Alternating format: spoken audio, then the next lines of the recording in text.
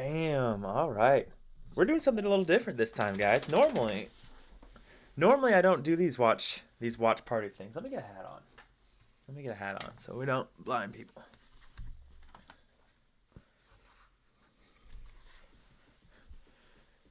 Normally I don't do these watch party things, but I'm in a really good freaking mood. Set champs went really well, beat some red blue players.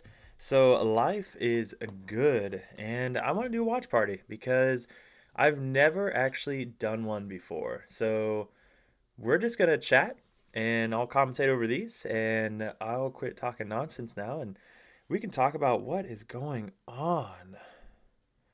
So, but yeah, I missed a little bit of the beginning of it. Just got home. Looks like I wonder if he is straight up running Wochuk's version against a red purple. Now, three rabbits and a B prep. You know, that's hmm. You're happy to see the B prep go, and you're happy to see the rabbits go. Definitely not going to get a lot of draw now. This is optimal. This is everything that a Steel Song on Wochuk's list wants to see, though. Gaston down, Ariel, Daisy Piglet, lots of lore. Yeah, you just quest out. It feels bad that sees you getting to live, being able to take out literally everything, but at the same time, you have good answers. Odds are he drew into a song for Gaston as well, but maybe not. He probably would have blown it up at this point, so I'd assume he didn't. But let's see. You're feeling pretty good with this board though, and they're only on 4 ink. This board is yeah, this is rough. Now, if he did get a fox, which most likely he did, he red purple can go fox into piglet and well, Sisu takes out Ariel, and then Fox bounce Sisu to take out Piglet. But I forget they have hand cams, so we can look at those as well. So, oh, you can't really see them though. But it doesn't even look like he saw Fox, so that doesn't feel too good for him. Maui's not enough. I mean, you go Sisu into Ariel, Maui into Piglet, but Tate, you're being noisy. Maui into Piglet. And now that leaves Freddy with one, two, three, four, five. So only 15. So you're doing all right. Still not where you want to be though. But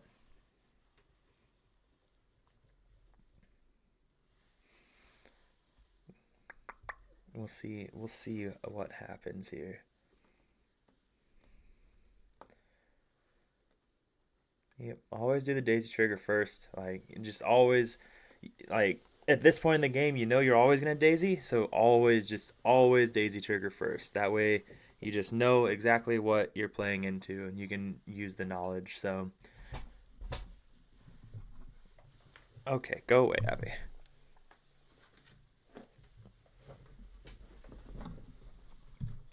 Alright, I'm gonna go back up now that the dog's not in my lap. Alright.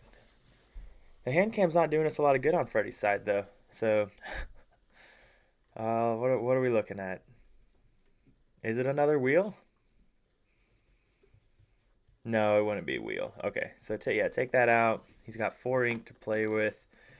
It'd be great if he could go double two drop. Like that would be a dream come true. 3 ink. Probably see a lore. No. Oh, okay. All right. All right. Just take it all out. That feels pretty good. So can't argue with that. Inks the Rapunzel and that's it. All right. Hmm. I tried using these ink tokens one time. Can't do it. I can't do it at all. Was not a fan of it. It got so messy. But I've never tried it on person. I've only tried it on Pixelborn Connect. So maybe it'd be a little bit different in person. But as far as things go for Rishi, that B prep it's just a turn too late. He can Tremaine here. He could go Brawl and Crab, which actually would be the better option. Yeah. So because he gets crab down, brawls the daisy, and that leaves Freddy only going to 14, 15, 16, 17 now. And then B prep comes down next turn. So we'll see if Freddy has a Pete in hand. If he has a Pete in hand, then that would be rough for Rishi.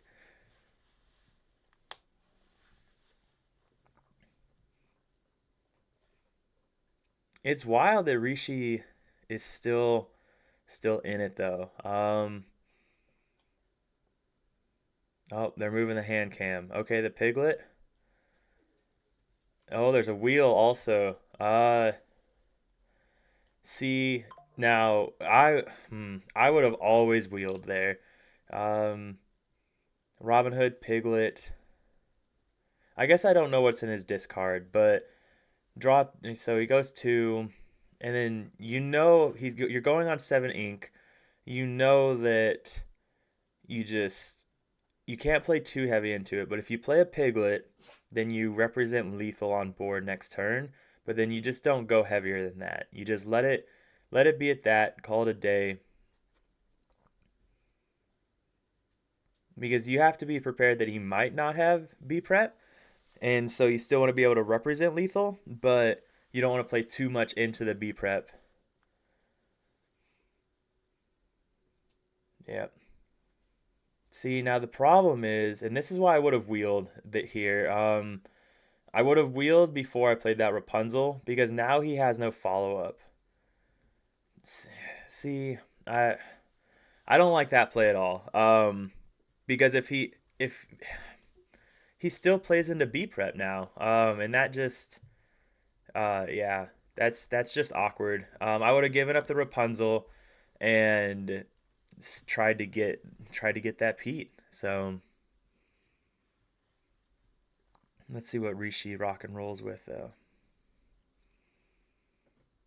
No B prep though. Oh man, always punished. Oh geez, that is rough. Well, it worked out. It worked out for Freddy to do it that way. So good for him.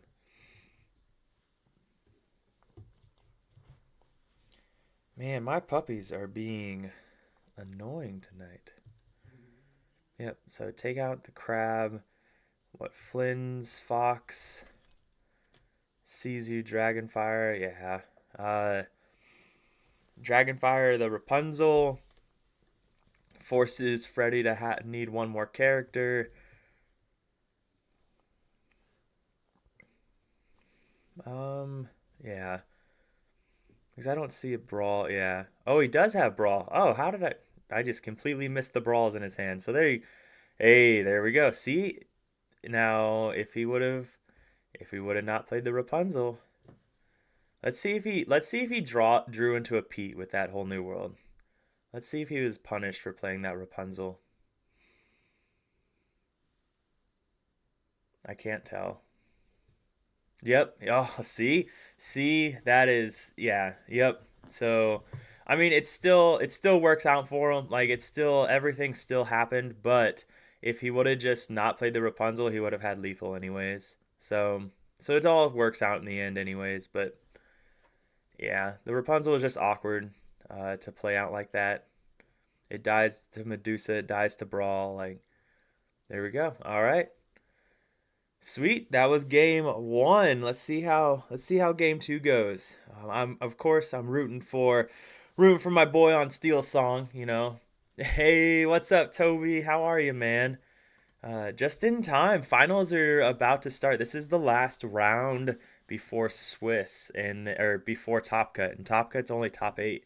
So you're just in time for the really juicy stuff. And this is actually a really good game because these guys are battling it out for top seed, I believe, is what I saw when I looked earlier. So, but oh, yep, red purple. I don't think it's the easy matchup that it used to be for Steel Song, but I still think that Steel Song is very favored into it. It again, if you can just get that whole new world off, like it's so nasty. Like going if you can Even going Robin Hood, like if you can go Ursula on 2 into Shift Robin Hood on 3 and go Whole New World and then just go super wide on your turn 4, like it's really rough. But it is definitely, I think you lose a lot of percentage points on the draw though, that's for sure.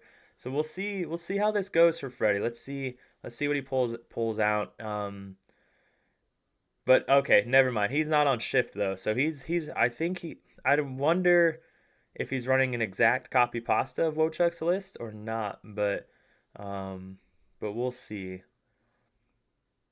Wochuk's list is a little interesting. The 3 world's greatest criminal minds is sus, in my opinion. I'm not a big fan of that, but Wochuk loves his low cost on inkables. So that would be the big question: is if Freddy is on all of on the 3 world's greatest. But yeah, no, I'm happy you could be here, Toby. I'm happy just in time, my Iron Man brother, just in time. Yeah, I can't tell from this. They moved the hand cam back, and then now they need to move it forward. Looks like Daisy, Rapunzel, and I can't see the other stuff. So, hmm. Uh, one of these days, I'd love to make it down to Southside. Toby, you missed it. So they're doing a 15 case event the day after release, either the Saturday or Sunday. So either the day after release or ooh, 2B prep. That does not feel good. That is not what you want to see ever. 2B preps. He does have Flynn Sisu, but again, Flynn's not exactly the best card into this matchup. Brawl does help, but he does have a 1-2-3. So that you've got to be feeling pretty good there at least. But there goes the Brawl because you have to, right? You have 2B preps in hand. Like that is just not what you want to see. I wonder if you ever I wonder if you ever just ink the friends to play season like or if you ink the Flynn and skip turn 2, maybe? Oh, he is on shift targets. All right, never mind then. So, all right, plays the Daisy. Daisy feels good. All right. He is on shift targets. Now I just want to see his list. I wonder if we saw shift targets last game and I just wasn't paying much attention. But we're getting we're seeing the library feels good. Plays the Flynn. We're practicing the casting thing. We'll see how it goes. All right. Let's see what he does. So he does have the baby Robin Hood in hand. Looks like a Piglet, Rapunzel. Um, that might be a Pete. I think that's a Pete there. So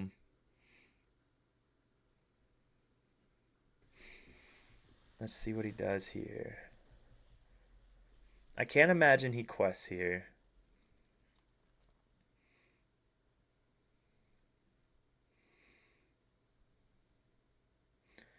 I wonder if he's considering going the Piglet.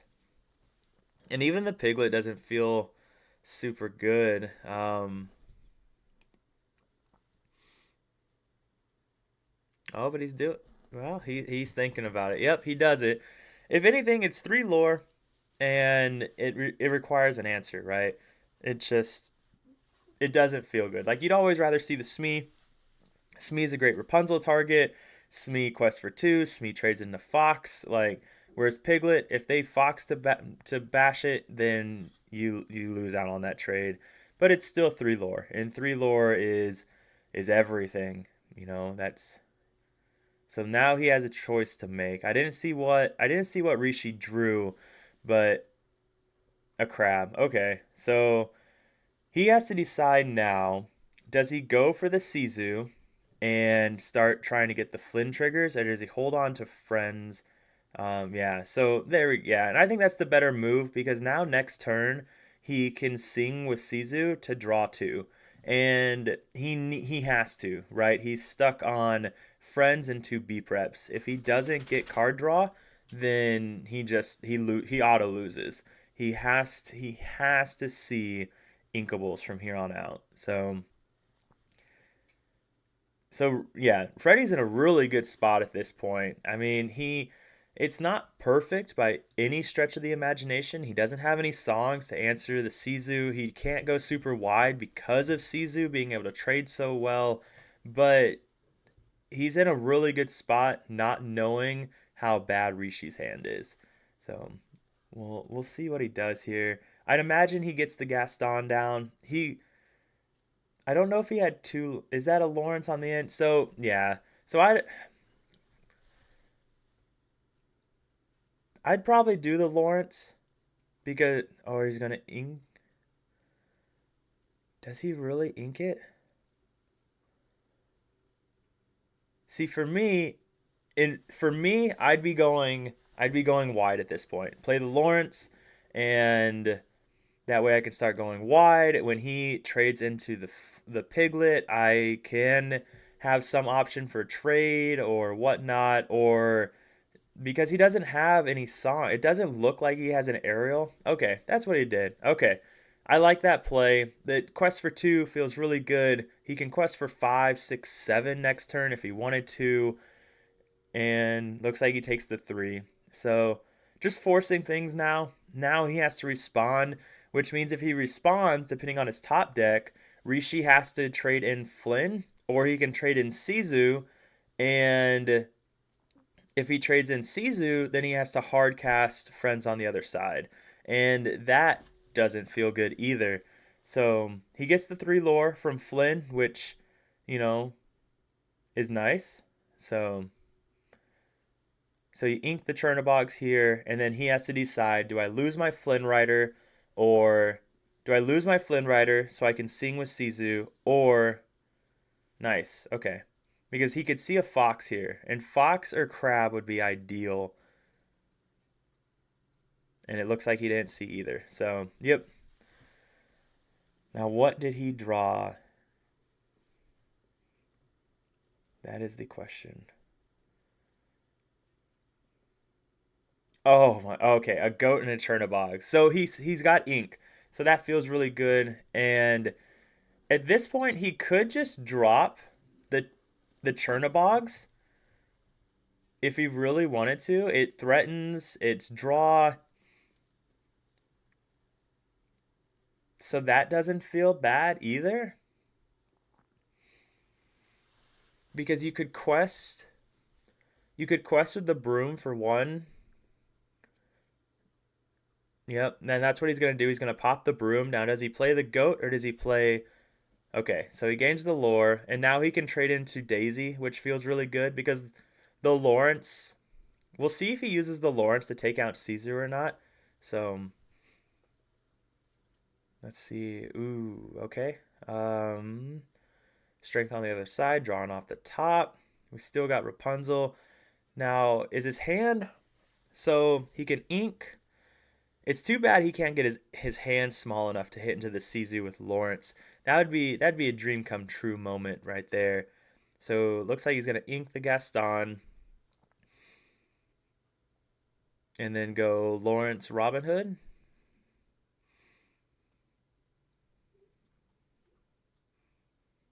All right. Yep, just throw it down. Feels good.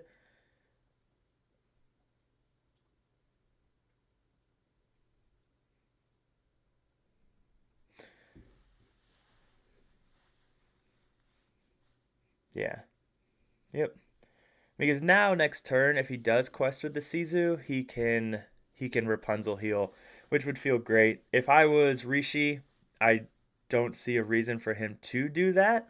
Um, it feels kind of silly if you were to do that. Hey Optimus, he is running a Robin Hood shift line version.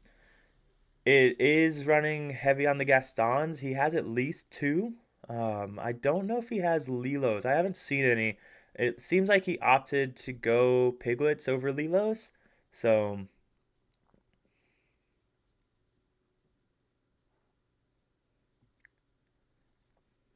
See, I don't think I would quest here. Because if he takes, yeah, I don't, yeah, yep. Because right now, Freddy has the option, to blast something, to blast like let's say his Daisy with like the Storm Rage on, and then heal with Rapunzel because he desperately needs card draw. He desperately needs to find a wheel. Yep. Ooh, another goat. I didn't see that top deck. That feels good. All right, and then just pass. Yep, you don't want to give the Rapunzel value. So here, yeah, now he has a choice to make. He can, and that doesn't feel good either because you're only at five. You're at five and you're getting close to B prep turn, but I think you just have to. I think you have to use Lawrence to sing Let the Storm Rage on and then heal with Rapunzel. But I did not see what he drew off the top. He's on 5 ink now. One, two, three, four, five. So he's still got another couple turns, but um yeah, it's just you definitely. Wow, no. Oh no. What? No. Stop it. Oh, no. Why you're not worried about that Sizu. Like that's the thing. Like you you're in a losing position right now. Like you 100% losing position. So you have to see card draw with that Rapunzel, and he lost all of that potential the prob like he lost two card draw by taking out a Sizu that wasn't didn't mean anything. So that felt really really bad. To throw he spent an entire turn to take out one Sizu, and in the meantime he spent that whole turn to do it.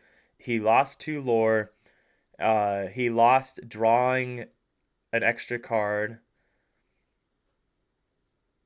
Yeah, exactly. Like there was nothing he needed to worry about. He didn't have to worry about a shift Sizu. We don't at this point. Freddy doesn't know if Rishi has a shift Sizu, but he didn't need to worry about that. He didn't need like there was no good reason to do that, and it could be that it's not something he's used to. Like I mean, it feels bad to blast your own characters, so maybe that's not something he does often. That does bother me. Just pick your goat up and play it again. Like I don't like that, but uh, yeah. Hey, what's up, Paul? What's up, man? Yeah, it just makes it even more of a favorable B prep. Plays the Gaston, Smee, but yeah, I mean, you have to see, and this is what I'm talking about because you have to go wide. Because if you don't go wide, then Rishi has no reason to B prep. Now you force the B prep, but you're left with he has no he has one card in hand. I think it's a Rapunzel. So this is literally the perfect position for Rishi to win now because he can B prep and then he can just play Tremaines from here on out. Yep, and no. Looks like he's not going to use a B prep.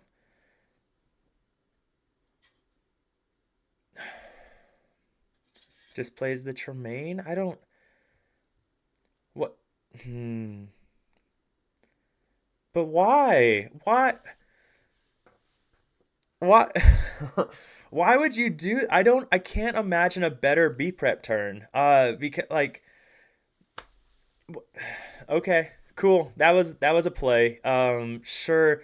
Now he could Rishi could have been so punished here, like unbelievably punished because if Freddy would have drawn a whole new world, it would have been oh man, that was weird. And now he's going to B prep and loses Tremaine.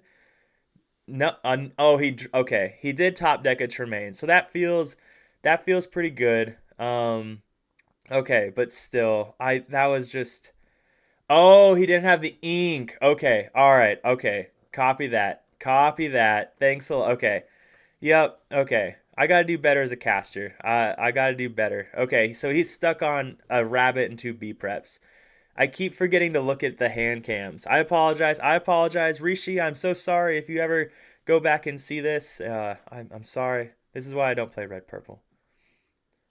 But all right. So he goes to 15, 16, 17, 18.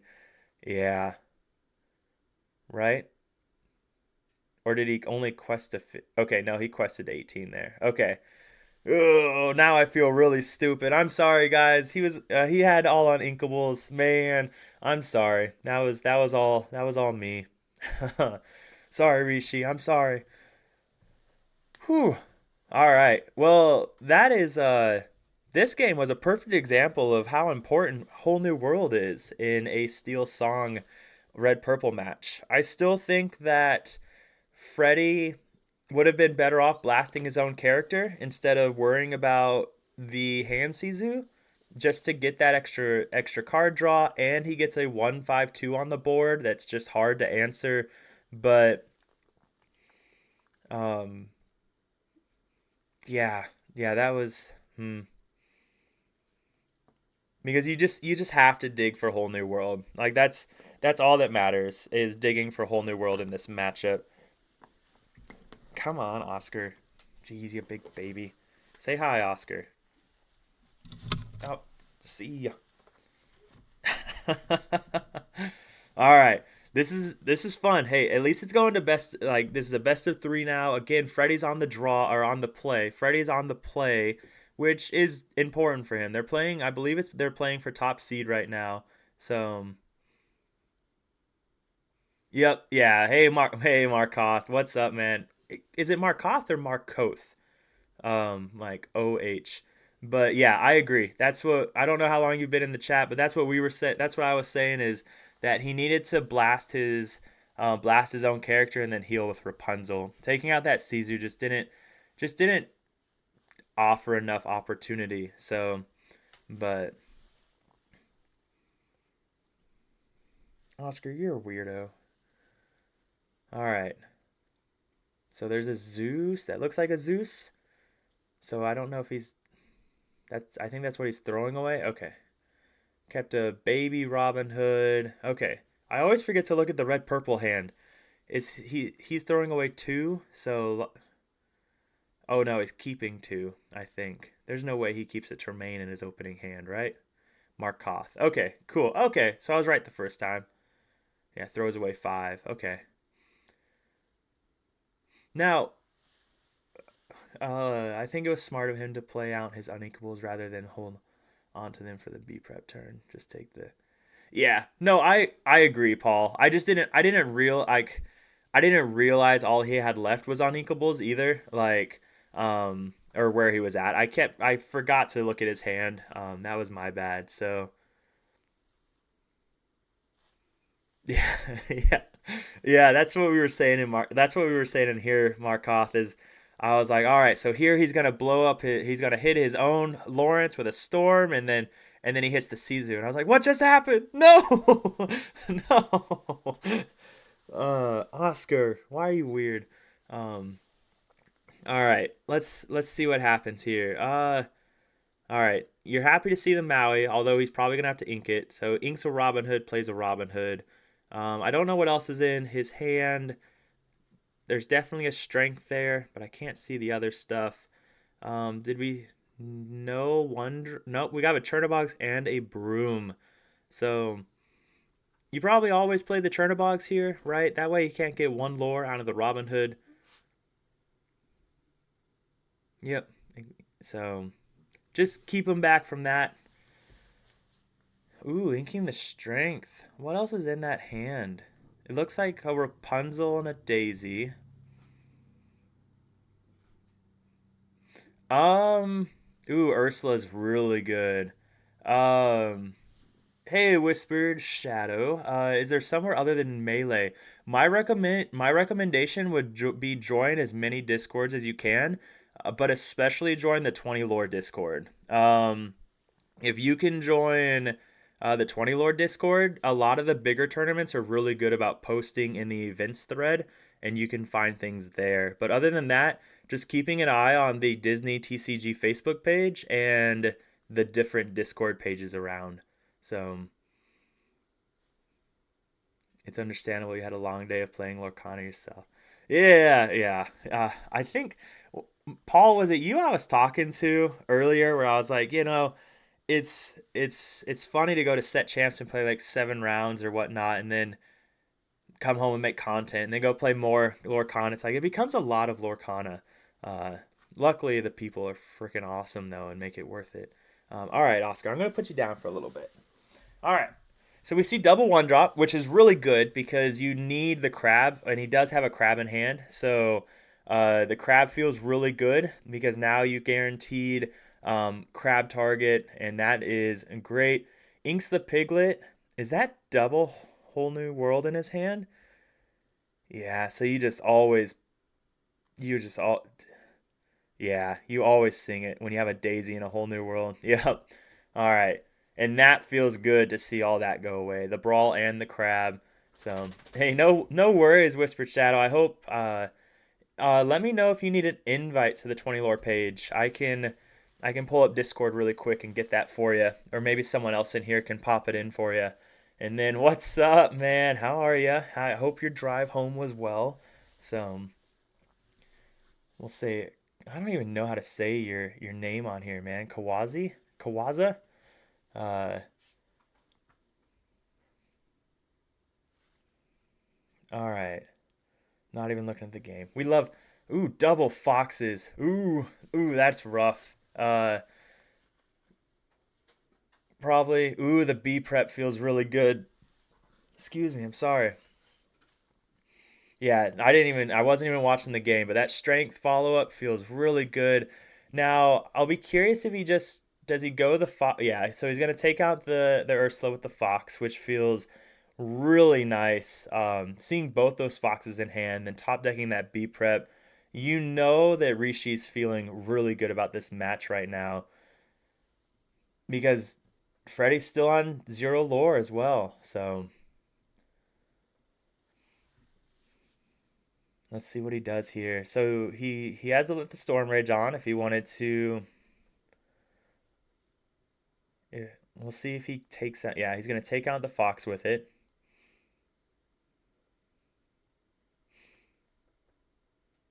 Now, I'd imagine he doesn't have Rapunzel in hand. Otherwise, like, because otherwise you always trade, right? Markov, did he have Rapunzel in hand? I didn't see it, but if he did have Rapunzel in hand, then life is crazy right now, and I don't know what to think about it. but, uh, but Rishi's hand looks really good. That is a phenomenal play. That Sizu being able to trade into a Smee is awesome. Um, but let's see if we can see his hand here. Um, it doesn't look like he has a Rapunzel, but it does look like he has Ariel and Zeus feels really good here. So Zeus can take out the Sizu, and then looks like he's gonna slam down an Ariel because it looks like he's got Zeus, Storm, Wheel, and a baby Cindy in hand. Let's see if he gets a song. No song. Yep, no song, which is to be expected. He's seen a lot of songs already, or seen quite a few songs. Should have played. Takes out the Sizu, which is to be expected. And then Quest for 4. This is a board you can feel pretty excited about. This is a board that I'd be really, really happy about. Yeah, he just wants the 5th ink because he knows next turn he's going to wheel. So yeah, I would go for the 5th ink as well. That way you get to use a whole. Yeah, I like that. Should have played Crab, swung Broom, then played Fox to trade with Robin Hood. Oh, yeah, that would have.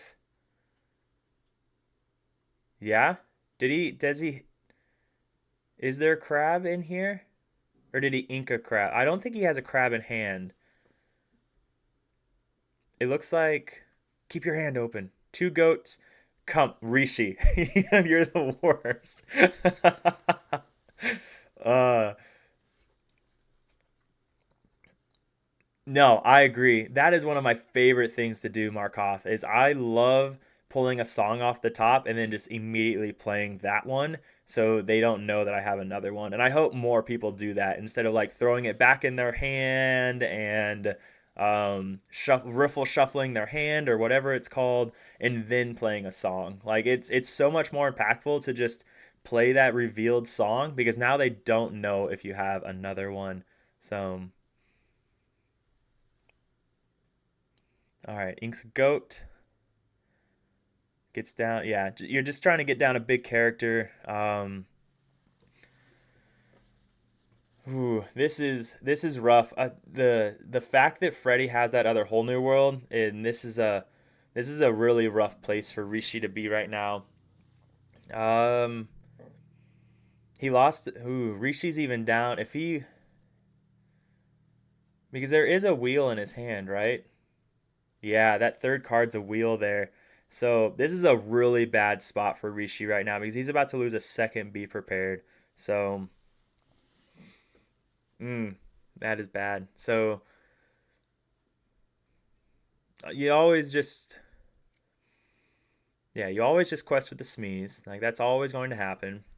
And then they stay, the broom can't even clear the Smee, which is amazing. And you always wheel here. Always. Like there's just no good reason not to. It's not even a consideration.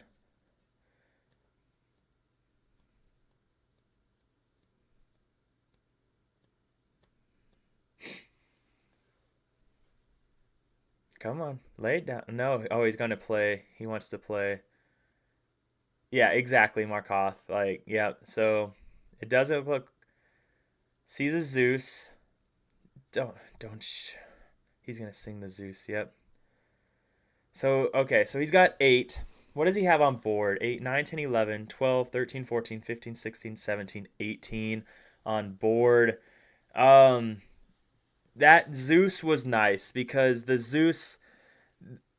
Zeus top deck was really good because he lost his bounce target. So that was super blessed. Because now yeah, all he can do is play a rabbit. Yeah.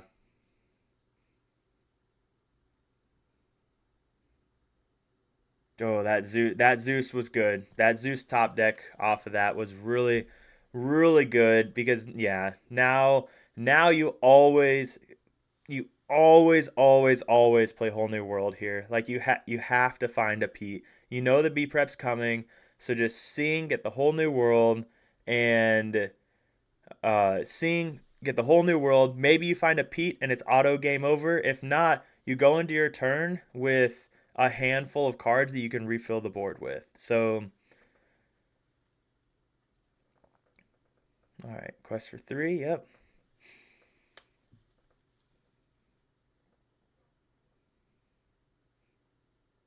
All right, sings whole new world. Yep. And then I don't remember if he inked a Pete earlier or not. And I don't think he did. So if he didn't, odds are pretty good that he sees one here. And it looks like he did. Yeah, that's game. Yep. There we go. Ooh, yeah. Freddy's got it. Yeah. Yep. That was, hey, good, man. Good job. And so I believe Freddy now goes in as top seed. And that was Rishi doesn't make top eight either, which also feels unfortunate. But yeah, yep. Man, good game though. That was a good game. It was a best of three. They went to it. Rishi just man, those B preps really. You just don't want to see them early like that in your opening hand, and then yeah, it just feels bad. So the Ursula on two was paramount. So, but Steel Song coming out on top. I hope he's on camera. Please get him off camera, guys. He's sitting here texting. Come on, turn the camera. Thank you. God, poor guy. Just imagine the travesty if he had opened his phone to just yeah. Oh, poor. Yeah, that. Uh, ladies and gentlemen, if you're ever going to be on camera, always remember that you're on camera. You don't expect them to turn it off right away. All right, that's my advice for you. You never know what's going to happen, and so don't put yourself in that position. That would be too bad. But let's hear what these guys are saying. I know who Skinner is. I don't know who Gabe is, but let's hear what they're saying. Let's hear what's going on. Are making money, but only top 8 are playing it out just because of time restrictions. Correct, And yeah. we are running a whole other event here tomorrow for $5,000. So unfortunately, I wish we could stay here for, a whole. Ooh, that is sexy. Top 16 are making money. So he didn't make top 8, but he's still making money, which is pretty awesome. So if he's a local, then yeah, he's out. What? I think they charge like $20 for the entry fee to this. So that feels pretty good. Does it still feel bad? It still feels pretty bad. I sure. Place will be winning $3,000 of the Oh! total 10K prize pool. Not bad. Second place will win $1,400. Third and fourth will win $700. Fifth, sixth, seventh, and eighth will win 450. Those 8 will be playing it out, so that will be the top cut matches that we'll be watching. However, if you made it in Swiss between 9 and 16, you will still be winning $300. Oh my goodness. So yeah, he still made $300 for $25. Yeah, right, Paul. Southside Gaming, they're insane. They are monsters. Like this 10K, it was $25 buy-in. First place is winning $3,000. Just making top 16, you make $300 if you don't make top cut. Like that is it's just mind-boggling. It's mind-boggling. They're doing a 15 case event for release weekend. I think they said it was a $15 entry. In first place gets 4 cases. Like just excuse me, these guys are insane. And on top of that, not only is this tournament worth a whole bunch, after round 3 they host on-demand pods. They're $10 entry. They're 8-man pods, 3 rounds, and if you win the pod, you get a box and you get an enchanted. Like for $10, for $10. Like they're animals. They're absolute animals. So it's like a set champs where you can walk away with $3,000, but they don't have Scar. All right, they don't have a Scar or the mat. So I don't know. I don't know. The set champs today I went to was pretty great. I got myself my Scar mat. None of these guys can say the same today. So let's get the chat up here. Um, I don't know if you guys want to look at those guys. How does SSG get their money back? I don't know, Paul. It's yeah, like, and here's the crazy thing about it. So normally you host events like this where you lose money on the event, but you make money on the back end because like your locals, you get more people that are big fans of your store and things like that. But the thing is, like, so talking to a lot of the guys at SSG, they don't they don't have a big local scene. Like their locals events are normally about 15 people. So maybe they're just spending so much money at their local stores that it's working out really well for them. A lot like there's no way they break. I can't imagine a world where they break even on this. Let's get like let me pull up a calculator here. Calculator. So if we because so what is it? It was $25. I think they said there's 100 people. So yeah, I mean if there's 100 people there for $25, like I mean even if it was $25 and there was 150 people there, like it's 37.50. Like that's it,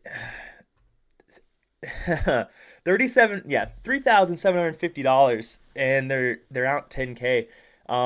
So there's no way they break even on this event. I mean I can't imagine people are buying enough product because the people that are willing to go to this event already have the product they need for the event. So, what happened? What happened to the chat? Let's get the chat back. There we go. 134. So yeah, and they can yeah, but did they win the Scar? All right, don't take this away from me, Markov. Do not take this away from me. No, it's yeah, it's crazy. These guys, they're just uh yeah, that as well. So that as well, the judge costs as well factor into it. It just they're just really trying to do everything they can to make Lorcana uh, great, and they're leading the way in doing so without a doubt. And it really puts a lot of pressure on a lot of other stores to try and follow suit. The thing is like I don't expect any other store to follow suit. Like I would never go up to a business and be like, "Hey, this business was willing to lose $10,000 on their event. I expect you to do the same thing." Like I would never go to a store and expect that from them. I don't even expect a store to lose money on a set champs. Like that, I mean, sure, it's about the people. I agree 100%, but I'll never fault a store for wanting to make money in their business. Now, some do take it too far, like, without a doubt. Like some, they charge like $40 for a set champs and then they give no price support. Like that's taking it too far. That's where the line has to be drawn, right? Where if you're charging $40 for your set champs, you better be giving them something. Like Paul, for our set champs today, do you know what the buy-in was? I didn't even look. I get a little too carried away with just swiping my card sometimes, I think. But I think it was $30. Um, I think it was $30. But even if it was less, I don't know. It was a case that was split amongst fourth through eighth, and I think that's or yeah, fourth through eighth, and which is freaking awesome. So first and second took home the mat and a scar, 25. So for $25, and so I love the price support for this. First and second took home the mat, and then third and fourth, yeah, seventh and eighth split a box. Fifth and sixth split a box.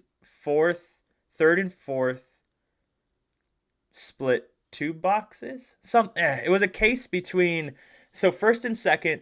Yeah, I don't know, but there was essentially a case for top eight, and I'm a big fan of that. I think that's really cool. People get to leave with stuff, and they get their money's worth, you know. And then there was also you got two participation packs as well. So I think it's cool. The store gets to make money, and people get to leave happy with something, which is awesome. So 20, yeah, sweet. 200 to 300 on judge costs. How much do judges make at these things? For my Magic the Gathering players that may have been judges, or any of you that have judged a Lorcana event, when it comes to big events like this or DLCs, how much do judges make? And do all the judges get paid, or are they volunteers unless you're like someone like the head judges?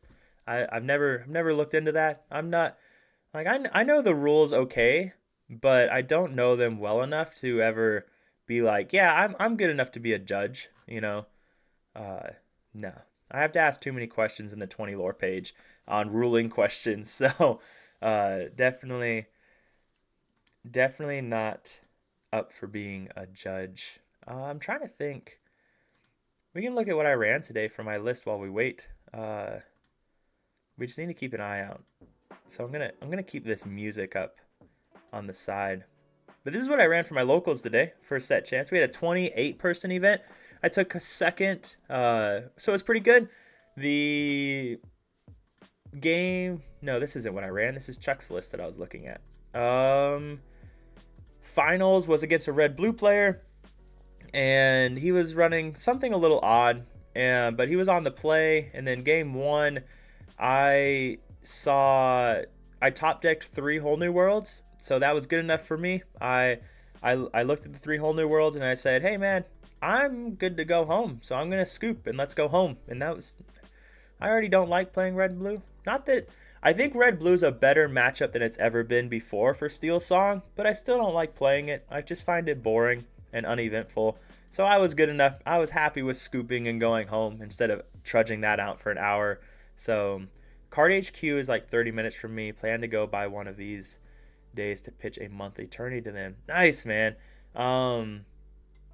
Oh, cool. I'll have to look into them then. Like, is it like biggest sports cards or just trading cards, like baseball, basketball, sports cards.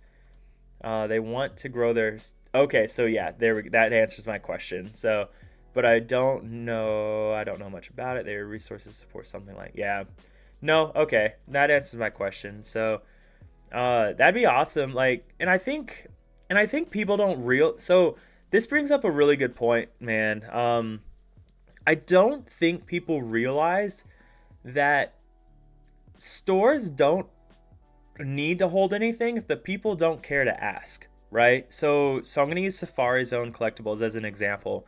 Safari Zone Collectibles does a case event early on in the set, about a month into the set at each set, and it's been fine. It's been going well. They always get 30 plus people for it, and it's cool. Well, and they probably would have stayed with that, but I went to Angel, the owner, and I was like, hey, like, let's 15 million in product a month. Oh my goodness gracious.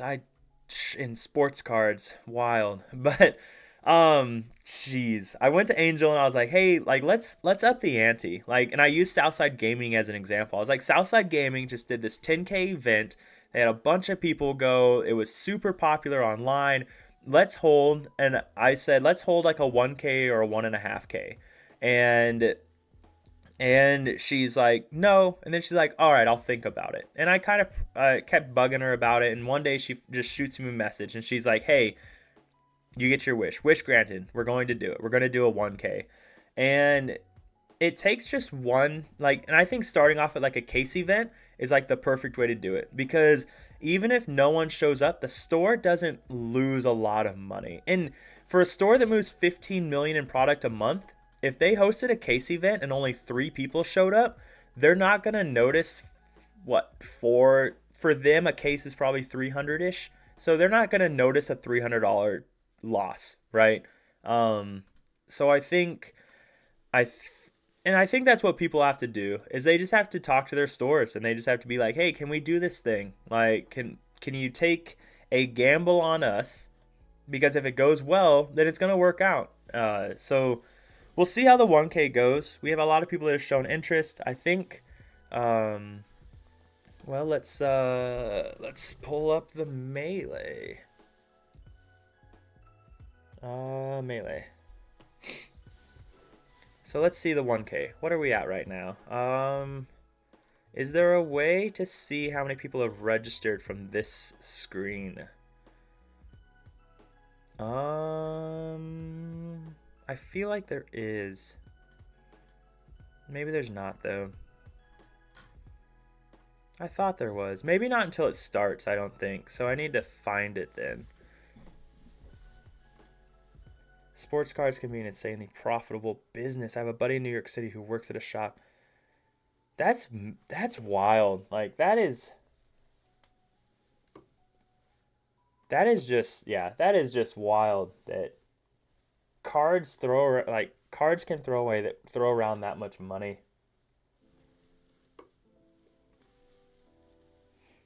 I need to shake DKP's hand for saving our rent. yeah, man.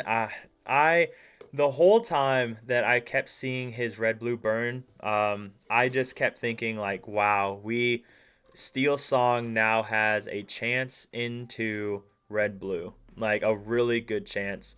And that's like one of my first matchup today. So right now we have 20 people registered. So we're already like in that, yeah. So I think it's gonna be a really good event.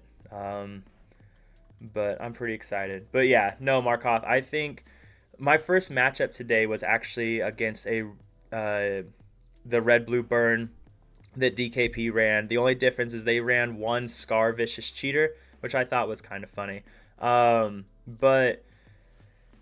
And other than that, I 2-0'd him on the draw. Like, I think the matchup is just so much easier for us now. Because they just not having ice blocks is massive for us. Yeah, I agree, Markov. Like, being at 20 people right now for 128 person event, being at 20 people when the event's not till March 22nd. I think we're doing all right. I think we're in a good position right now. that the event's gonna be it's gonna be a good size. I have not decided if I'm going to cast the event or play in the event.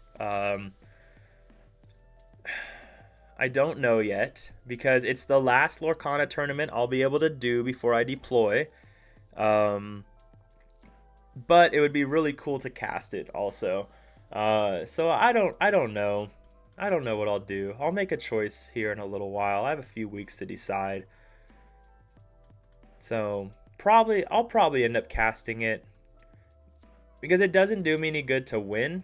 Like because if I so the prize support is store credit because you can't give cash out in Delaware for you can't give cash in Delaware, so it's store credit and some boxes and things like that. It doesn't do me any good to get store credit when I'm going to be gone for 6 months. So so give it to somebody else. And that's me being pompous and being like, yeah, I'm gonna make top 8 and get store credit. But so I'll probably end up casting because I think it's fun, and I'd like the practice at casting because I don't think I'm very good at it. Practice makes perfect. Practice makes nearly perfect. Perfect practice makes perfect. So, but what's the chat look like in here? Let's check out what are people. Ooh, Frank Karsten's normally for the final Swiss round only. It changes the pair. Yep. Okay. We love some Frank Karsten knowledge bombs. Man, I would love to have Frank Karsten on the channel sometime. Like just to do an interview with him would be so awesome. That'd be so great. Hey, it's me. Ooh, it looks like there's some good tiebreaker matches going on though, so that's pretty exciting. So it's probably gonna be a while until the next round starts, I'd imagine. I wonder how much time they'll spend. Like, I wonder how much time they'll spend between the last round and just going into the next match. It's pretty crazy how fast the day has gone. Now, they did start this one an hour earlier than their last 10K, but like their last 10K didn't end until like 1 or 2 a.m. It was wild. So my new weekly league gives store credit depending on your record into the night. $5 for 4 rounds. That's nice. Yeah, that is awesome, man. Shoot him a DM. Yeah, I'm gonna have to. I tried reaching out on Twitter, but I don't think he like uses Twitter other than to share stuff. So, I'm gonna try and shoot him another message and see if I could get him on the channel. I respect the crap out of everything he writes on Lorcana, on Magic. I've read so many of his Magic articles that just are awesome. What's up, Chicano? What's up, man? How you doing? Welcome to the madness. Uh, if you guys have noticed on my video, I did Welcome to the Madness for the longest time, and I've been practicing with Welcome to the Madhouse. But I keep slipping up, and I'll switch back and forth. So I don't know what I like. I don't think people really care either. So I think it's first world problems kind of things. But no, Markoth. So we do for each round you win. So at our locals, for each round you win, you get a pack, and then one of my stores, if you go undefeated, you get 4 packs. But for One Piece, they play for store credit. And for One Piece, they normally have about 20 to 24 people show up. It's a $10 entry, and first place gets $100 store credit. Second gets like 60. Third and fourth get $20 each. And that, like, it makes me consider switching to One Piece sometimes. So, but yeah, no, it's yeah, one of our stores does do store credit. If you get first, you get $40 store credit. So that's how I get all my enchanteds is I go to that store and get first or second. Second gets $20 store credit, and I just save that store credit and get enchanteds with that. So my kids tournament that I'm hosting here the first weekend of March, I'm putting on a free kids tournament for everyone 18 and under at one of the local stores, Safari Zone Collectibles. The prizes for that are coming from my Enchanted's binder that I got, and that are pretty much I get from the store with store credit, so it works. I do agree with that though, Markoth. The lost in the sauce. Like he's even admitted that too. He admitted that in I think one of his recent articles. He talked about how sometimes he gets a little bit too like, all right, I'm gonna run. He's like maybe running like 15 one ofs is not like maybe that was a little too far, so I had to cut it back a little, and add some more dependability and things like that, but yeah, I do think it's a little wild. Some like I didn't even realize with this though, with this list that I ran today, how many one ofs I ran. The one of Ariel, Big Cindy, Naveen, and then the one of World's Greatest Criminal Mind, which is not something I normally do. Normally I go like a two of minimum on things. So but it worked out. Like I saw it was like as long as it was interesting. Like for the most part, I think I saw what I needed when I needed it. Like World's Greatest Criminal Mind, I almost never want it, right? Unless I'm against red blue. So I don't really care if I see it, especially where I was running 4 Zeuses. And then between the Ariel and Big Cindy, I'm happy generally with either one. So I was pretty happy with these one ofs today. One of my worst performers of the day was Gaston though. He just feels so bad unless you're playing him on turn 3. So I don't. The problem is if I cut Gaston, I don't really have a card to replace him with. That's the thing. Like he was probably my worst performer of the day, but I don't know what I'd want more. Because if you do see Gaston and Wheel in your opening hand, you kind of just win flat out. Like there's not much they can do. So you kind of just win the match and it's over. So I'm also hesitant to cut him for that reason. So I don't know. But yeah, Chicano, I do love me some big Ariel. I feel like I play her less and less, but I mean that's when I only play one, of course I play her less and less. But she just feels so good. Like the a lot of the time anymore, what I use her for is Rapunzel value because they don't expect it, right?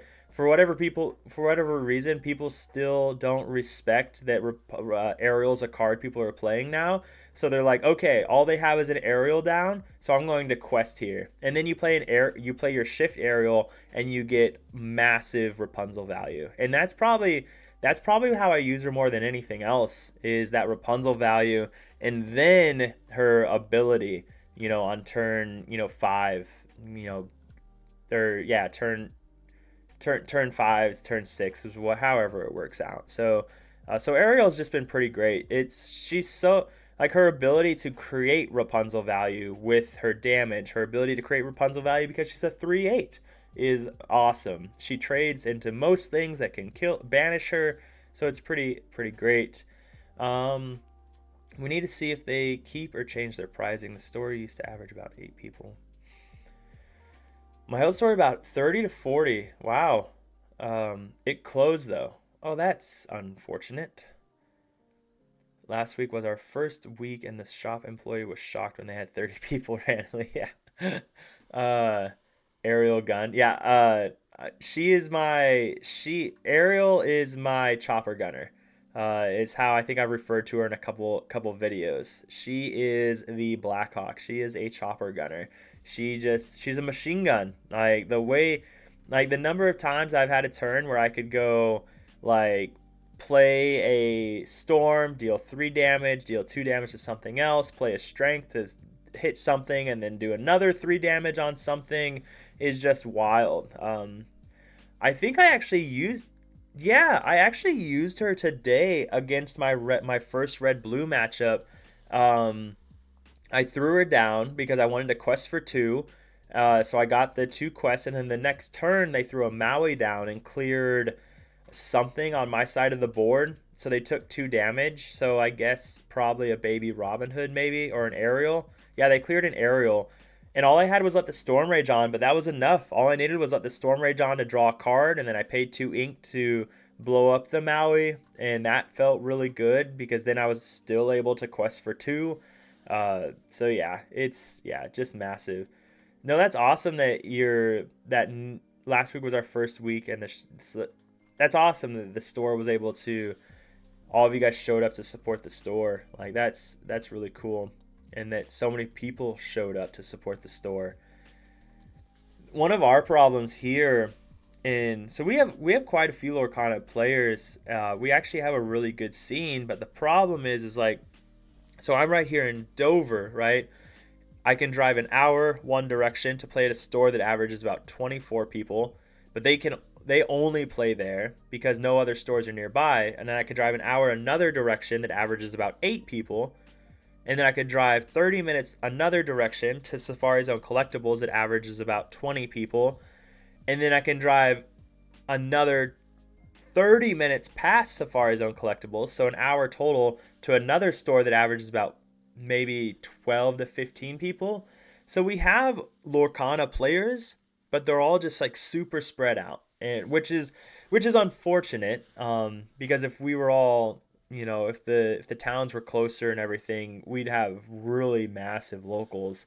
But what are you gonna do? That's life. So you can't have everything. So my Lilos overexcelled today. I considered cutting. I've been messing around with Calhouns over Lilos, and I really like the Calhouns. I've really, really liked the Calhouns for just being incredibly annoying, and I decided to run the Lilos, and they overexcelled. It was magnificent. I could not believe how much the Lilos did for me today. I just really happy with her, really impressed with her. So I'm so excited for the new gift set Lilos, though. The new gift set Lilos are so sexy. Also, heads up, my wife is on her way home, and I mention this because when my dogs are wiener dogs. I have 3 wiener dogs, and for those of you that don't know, they're the devil. Wiener dogs are awful. Don't get them. They're cute and cuddly, but it's all a disguise. And because as soon as the garage door opens, they're probably going to lose their minds and start howling. So I will mute everything as fast as humanly possible, and then let the dogs out. So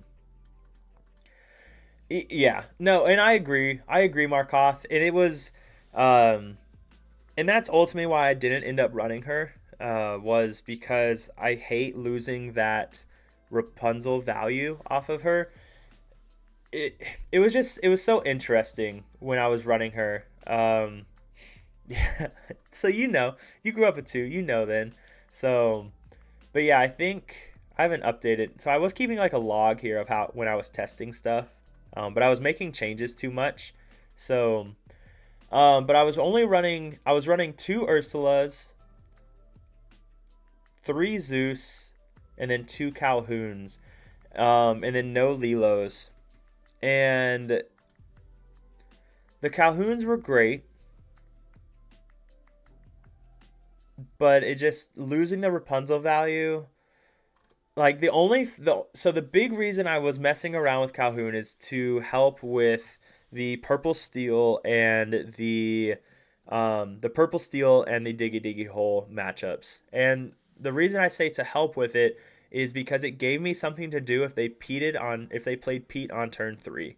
So if they played Pete on turn 3, then they still wouldn't be able to quest anything because I have the Calhoun to answer back into whatever they do. So if they had a bad hand where they could only go Daisy into Piglet into Pete, like I would say that's not the best hand for them. It's good, but it's not the best because if I drop a Calhoun on turn 2, then they can't quest with that Piglet on their turn 2 or turn 3, I guess. Because if they do, sure they get 3 lore, but now they're guaranteed to lose it, and my Calhoun would live.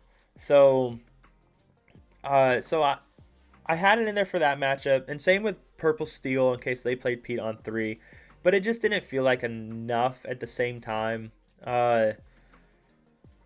Because it was still uninkable. So where it's uninkable, I'm forced to, ink. Oh, the wife's home. We'll see if the dogs freak out. So they're watching the door, though. They're ready to howl. Yeah, we'll see. So I don't know. I like it. I don't like it. It's different. People don't expect it. So I don't know.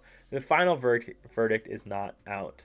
So juiced to see what Jafar's striking illusionist gets us this year. 2025 got to be the year of Jafar. I would love to see Jafar Wheel take off. Like I love Jafar Wheel. I think it's one of the coolest decks ever. I've just never played it competitively because it just doesn't have what it takes yet.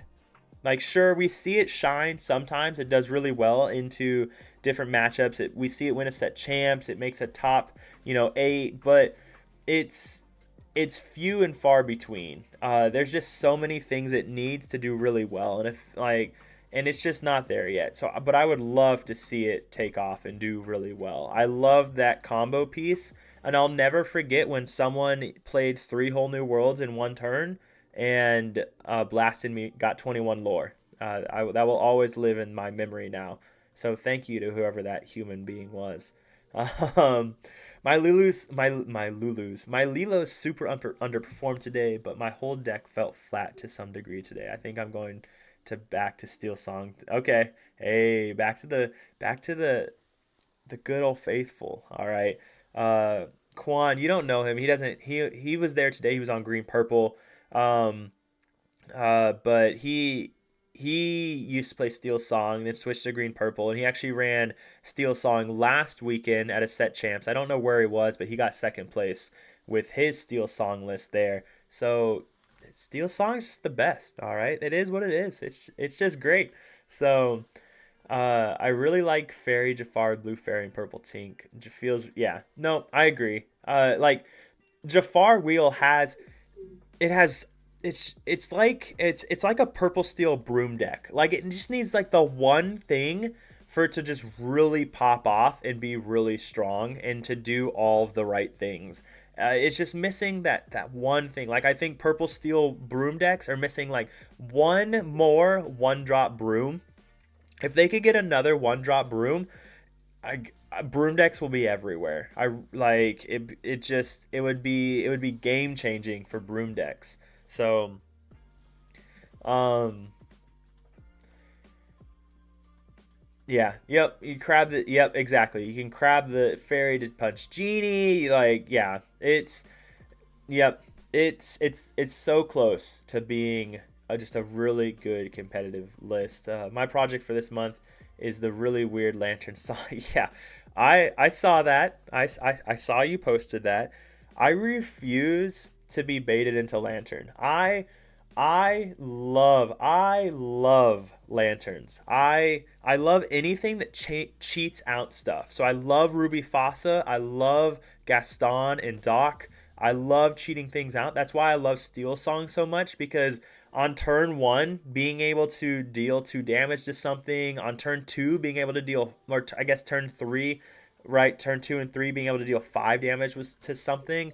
Like I think I love cheating things out, and lanterns lets you cheat things out. It changes all the lines. Like we talked about it the other day, and I love lanterns. But every time I play lanterns, bad things happen, and I refuse to be baited into lanterns. I'm not gonna let it happen. So, uh, but I loved seeing Naveen's ukulele in your list. One of our guys, Royce, he showed up to a set champs playing, I think he had 2 or 3 ukuleles, and he said that was the star of the deck. Like that was the star of the day for him, being able to sing wheel with almost any character. Well, yeah, almost any character when you play ukulele.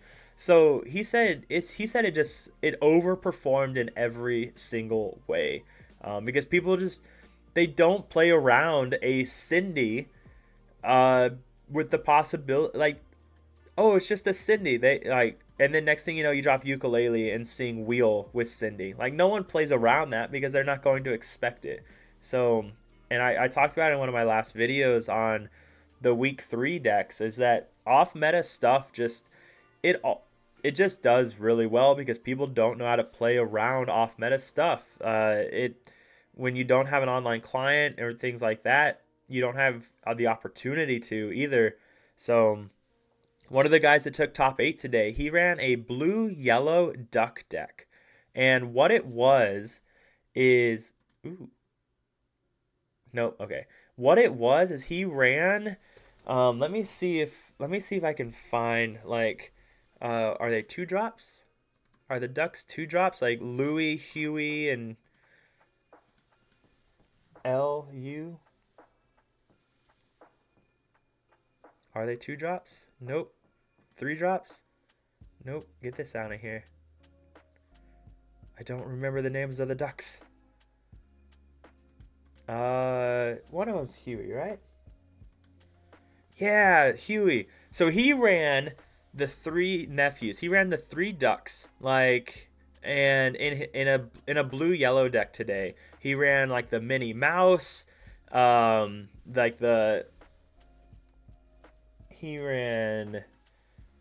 Oh, let's go yellow. He ran this Minnie Mouse, and he ran Queen because he would use Queen to buff things, and then he would banish it with this Minnie Mouse.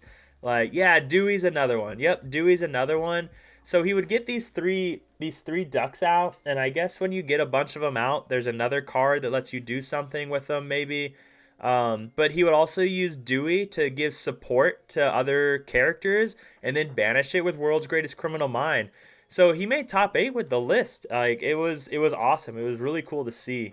So yeah, technically turn 2 Cindy Whole New World. Exactly. And no one expects that. Like, no one's gonna see Cindy and be like, oh, I need to play around this turn 2 Whole New World. Like, that's no. Like, no one in their right mind would ever think that. And that's off meta. I'm telling you, off meta is where it's at.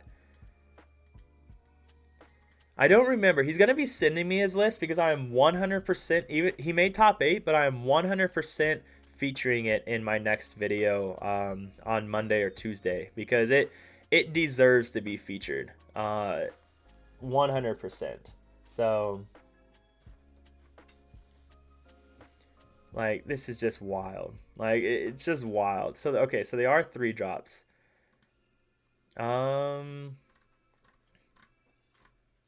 Yeah, so there's Dewey. And then you said Louis. There's 3 of them, right? So we got Dewey. And then, okay, Dewey. Oh, the others aren't 3-drops? Ah, he has ducks in his deck, and that's pretty awesome. Oh, cool. Oh, there we go. See, what would I do without you, Chicano? See, so this is a good example. Like, I suffer so hard against off-meta stuff because I don't know all the other cards well enough to prepare for them. So I don't know what needs to be blown up. And Huey, whenever this character quests, if you have characters named Dewey and Louie in play, you may draw 3 cards. No one, like, how many people know that combo's a thing? And how many people are playing around it? I mean, I guess all of these people. So, but still, like, that's awesome. Like, it's just crazy. So, yeah. So draw, like, yep. Support is very under. Yeah, it is. It is, and I think support's only going to continue to get support. I think it's only going to continue to get help, which is, I just realized I probably can't have this music playing right now. I bet YouTube. Oh, I bet YouTube's gonna get mad at me for playing that. Anyways, that's my problem. Okay, I agree. I think it's underrated. It does things that people just don't expect, and that's part of the power of the Queen package is that ability to, and it's not support, but at the same time, like, it pretty much is the same thing.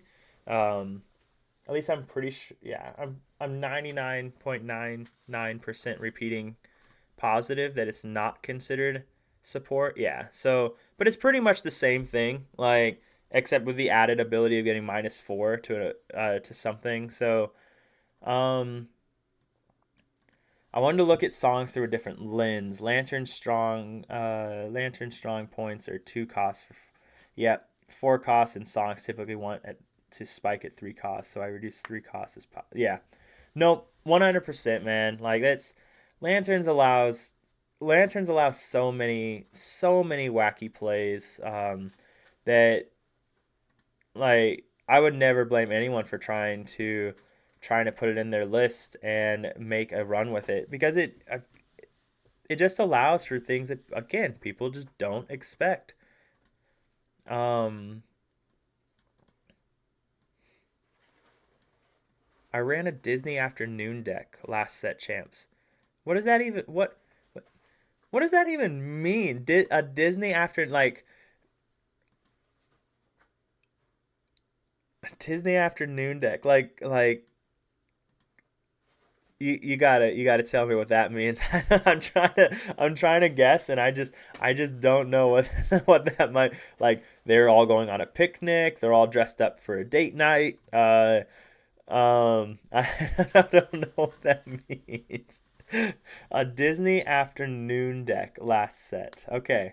I'm a sucker for support. I run 1-drop Basils, and 4-drop Louis in my Blurple deck. Nice. Last set we experimented a lot with Basil. We experimented a lot with Basil because Basil is also a hero and his support lets you do a lot of stuff. And we also ran with Basil the Ana because the Ana, if you have a hero on board, you can quest for 2. So that just allowed for a lot of wacky things of a 3/4 that potentially was support, questing for 2. It's just some really good stuff. The Disney Channel afternoon. Oh, gotcha. Okay, I'm tracking now. So, DuckTales. Woo. Do, do, do, do, do, do, do, do, DuckTales. There's my singing for the afternoon. I need to see if the wife wants to do anything. I was supposed to grab chicken on the way home, and I did not. So I definitely have to run to the grocery store later. I just called her a bagel instead of Angel. Wanna come upstairs and say hi to the stream? Let's see if she'll make a guest appearance. Mildly underrated, my Saf. Yeah. Windy Darling. Yeah. Let's see if... I really liked this deck right here. This is something that won a set champs recently. I love me some Windy Darlings, right? Support, ward, questing for 2. Like, that's pretty freaking awesome. But I thought this deck was pretty neat. This blue-yellow. I love blue-yellow. I think it's cool. I loved seeing the zipper, that giving resist +1 until the start of your turn. So that's pretty awesome in my book. So just an aggro blue-yellow thing, which I think is neat. So what's up, Flood City Lorcana? Oh boy, the wife is gonna bless us with her presence. Come say hi. Did you see my text message? Then we can get food. Yes, we can. Say hi. Where do I look? I don't know. Oh. At the big thing well, with a light. I'm supposed to be over there. What are you doing? I'm saying I'm streaming. Oh, We're talking about stuff. So Molly doesn't want to learn how to play Lorcana, everybody. So I even bought us the gateway game so I could teach her, and she still doesn't want to learn. But in her defense, even if she learned, I still don't think she would ever actually go out to a locals once I deploy. So I guess it doesn't do me much good to teach her at this point. So, but I am collecting all the Stitch cards for her though. Yeah, I'm those are mine. I'm gonna get a binder of a playset of each foil Stitch card, and put that in the Stitch collector binder. So. And I like to look at them because they're cute yes, pictures. Molly does open all of the packs. Yeah. So all the packs I win and everything, Molly opens all of them for us, and then she's been really unlucky this set though. I think we have not opened anything worth over like $20 this set, past my case at the beginning of the set. So yeah, Molly. See, Markoth has spoken. So But I have my own job. I open the packs of cards, I arrange them, and it's hard work. My finger was like cramped and hurt for like 3 days straight. So yeah, she opened the entire case, and after all I heard for like 3 days was how much her finger hurt from opening the It case. did, right here. It was like a callus. Yeah. My wife does my don't worry, my wife is the same. She's afraid she will like it. Are you afraid? Is that the issue? You're afraid you'll like it? It's not that I'm afraid. It's just I know that I'll be better than you. Oh yes, yep. And she doesn't want to take that away from me. She's a giver, so. Yeah, I gotta let you keep something. Paul said, my wife. Paul is one of our locals. He's a teacher. So. Ooh, what does he teach? 3rd and 4th graders? Is that right? No, that's what someone has said at the locals today. You do teach elementary school though, right, Paul? But she's been playing on Inktable. His wife has been playing. What's Inktable? It's an AI game. So you play against a robot. Oh. I always feel really bad when I lose to it because it's really bad. Yeah, no, Molly. So I got Molly to go to Safari Zone one time. It wasn't for locals. She just came in with me to see the store to see if she would come to No, locals. I came in because I had to pee, and it was like negative 35 degrees in there, and I was so cold. It was in the summer, and it was super cold. It was the AC was up, and she was just so okay. So he is a 4th grade teacher. Oh, she that's was, so cool. She was so cold, so she didn't come back. So I can't be cold. Marcus said that's exactly what him and his wife do as well. And Marcus, are you talking she helps you open packs and then doesn't play because she doesn't want to feel bad for beating you all the time? So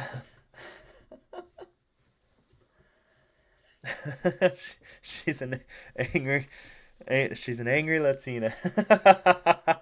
Hey, it's safer that way, right? You gotta protect yourself, right? So how you doing though, Flet City? If you're still here, I know we're not talking much Lorcana right now, but how you doing, man? I hope you're doing well.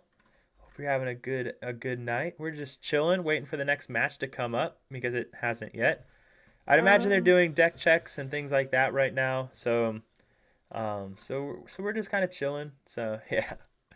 But Markoth, yeah, you said it earlier. Imagine a Pluto into getting a Windy Darling down like that on turn 2, or even getting an Alice down.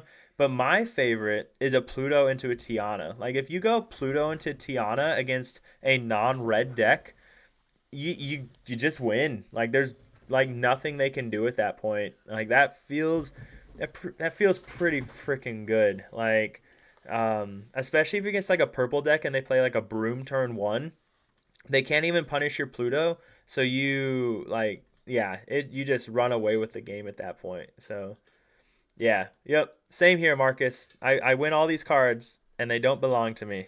So they're all mine. Yep, they're all hers. So but yeah, no, it's yeah. I mean, let's be honest. If she said like let's be honest. If today when I was heading out to set champs, if she was like, Cody, I think you need to stay home. Like, and she had that tone in her voice. Like, I wouldn't have been at set champs today. Like, so. Oh, there you go. See, Marcus though has like, she watches the kids. What do you do? I went and got a massage. Yeah, exactly. I find time to stay. I stay busy, and I'm getting another one when you're at your thing next week. See? Yep. Yeah. Poor thing. I know it's good work. Markoth, so they are not doing a lunch break. They made that very clear this morning to everybody that there would be no lunch break today. So I'm assuming they're doing deck checks right now, and is what I would think. So, and that, so if they do deck checks and then they give people time to shuffle and everything, so I would hope 10 minutes we get the next game. And also that Steel Song versus Red Purple was also a really quick match. So like I think that was 20 minutes, 30 maybe. So yeah, I agree, Mark Hoth. Like one of the set champs I went to recently, I was on Blurple, and she opened up uh like something like a Daisy into a 2-drop into a Tiana into a Pluto and Bodyguard. And I'm just like, "Oh, for the love of goodness gracious." Um excuse me. And luckily I had all the right cards to answer it, but like when I traded into the Pluto and stuff, I just had to sit there and pay the cost, like, so it just it feels bad, right? So but even if your opponent's paying the 3, like, you're still accomplishing a lot, because if purple can answer Tiana pretty well, but if they're using their turn to pay 3 ink instead of playing a character, like that feels really good. So I mean, he's not wrong though. Like, I was reading a news post today about some town, some really nice house somewhere. Let's see if it pops up. Nope, it didn't. It was like on the news articles.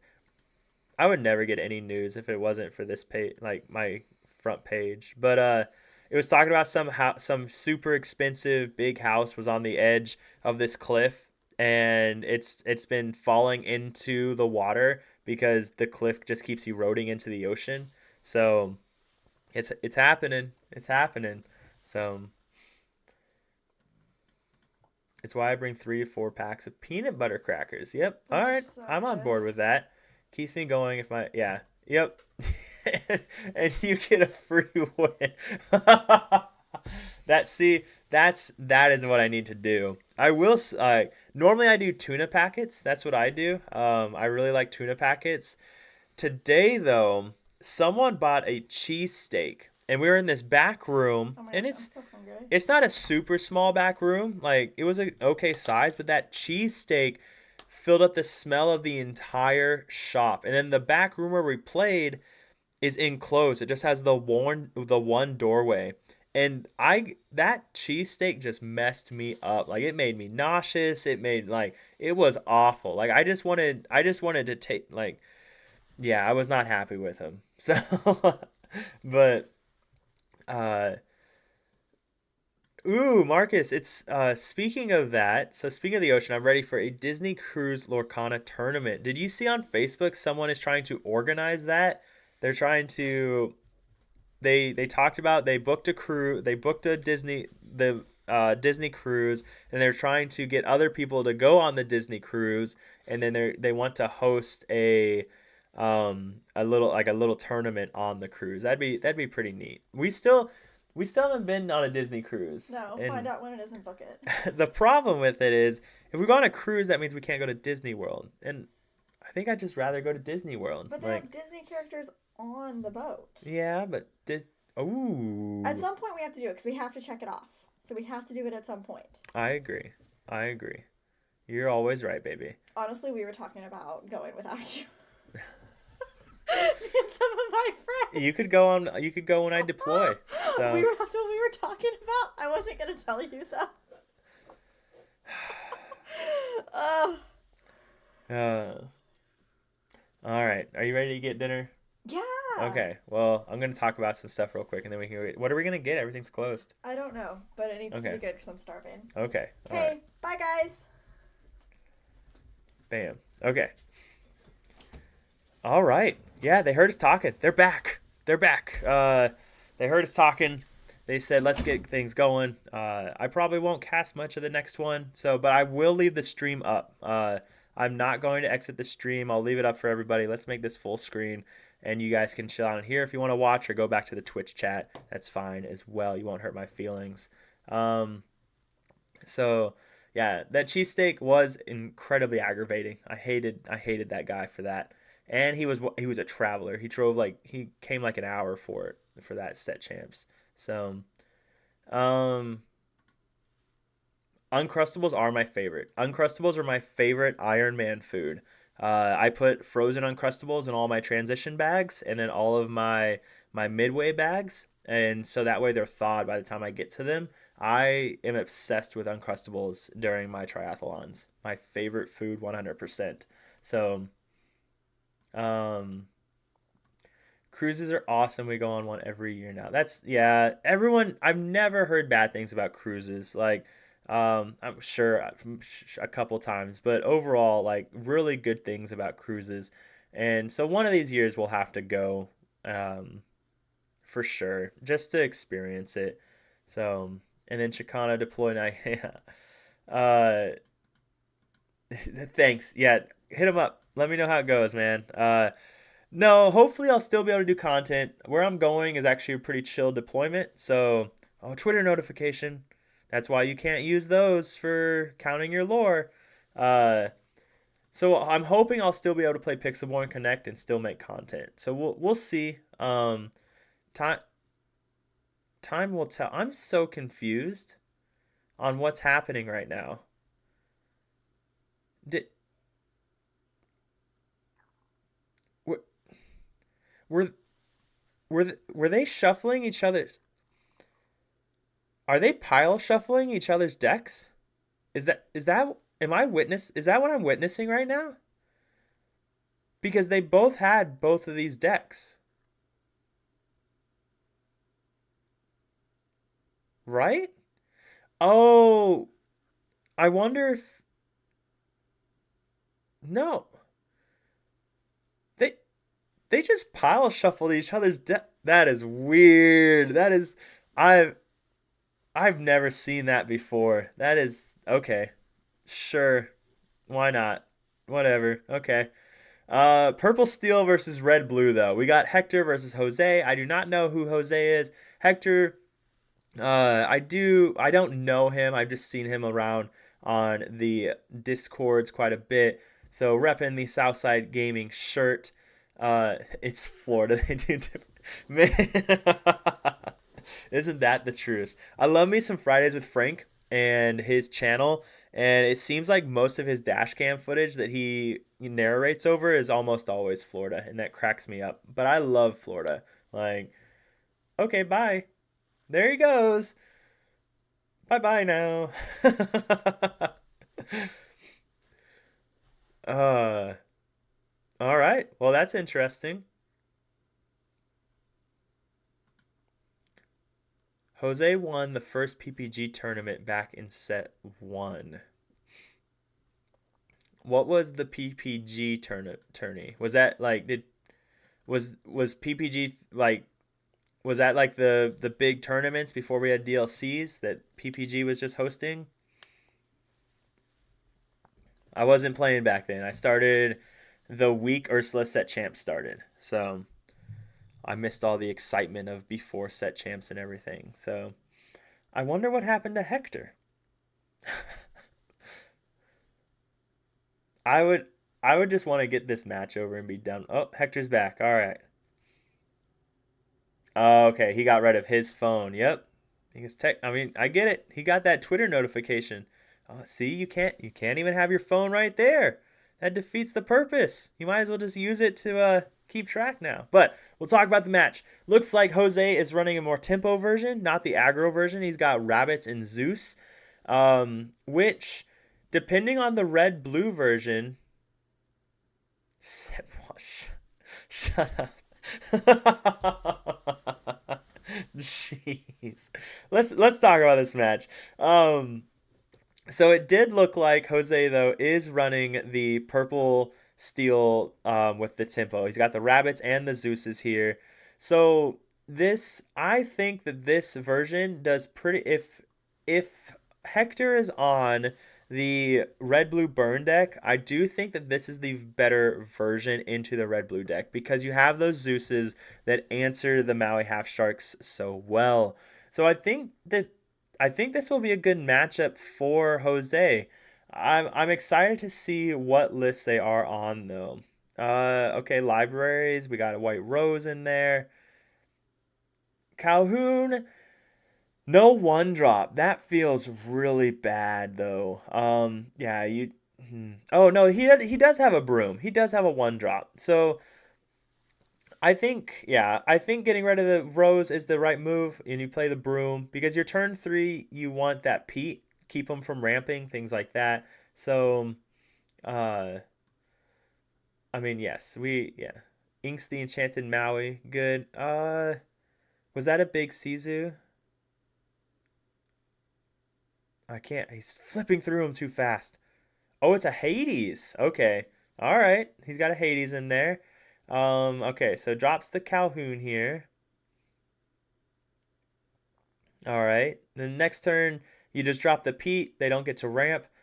Yeah, because it's too early to do anything. I mean, well, you could drop the library, actually. Ooh. This is not the red-blue version, and Jose would definitely rather see the red-blue version here. Or, sorry, the red-blue version. The, excuse me, the burn deck. So, we'll see how this goes, but I wonder if he does drop the library here. I'm not a great Purple Steel player. I've played very little of it, so I will not even assume to know the right move on all these turns. But Pete would also feel, I mean, he can't how far I'll go yet. So, and we already know he doesn't have ramp. So,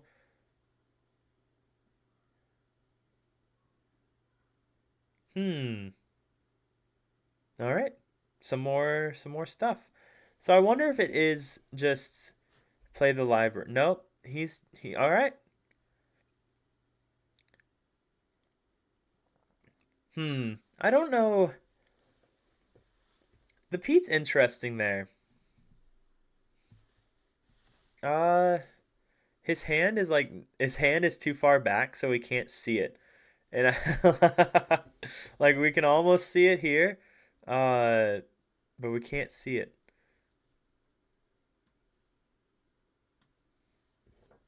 All right. I mean, at least here you can go library. All right. Oh, there's some ramp. Okay. They're just having a heck of a hard time, aren't they? They're just I don't man like oh man.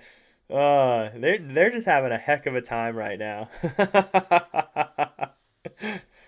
All right. Let's see. All right. Inks. I'd imagine he inked the Hades. Like you just don't need that in your hand. Vitalosphere. That feels pretty good. That Tipo is able to answer the Calhoun now or the Pete. It's even able to answer the Broom just to get rid of that draw. Ooh, another Pete. I don't think you play it yet, right? I think you can. The library is kind of out of the question. Well, you could even still library here. Um, I don't know. I think you save the library for their board clear turn. Like I just don't think you ever play it yet.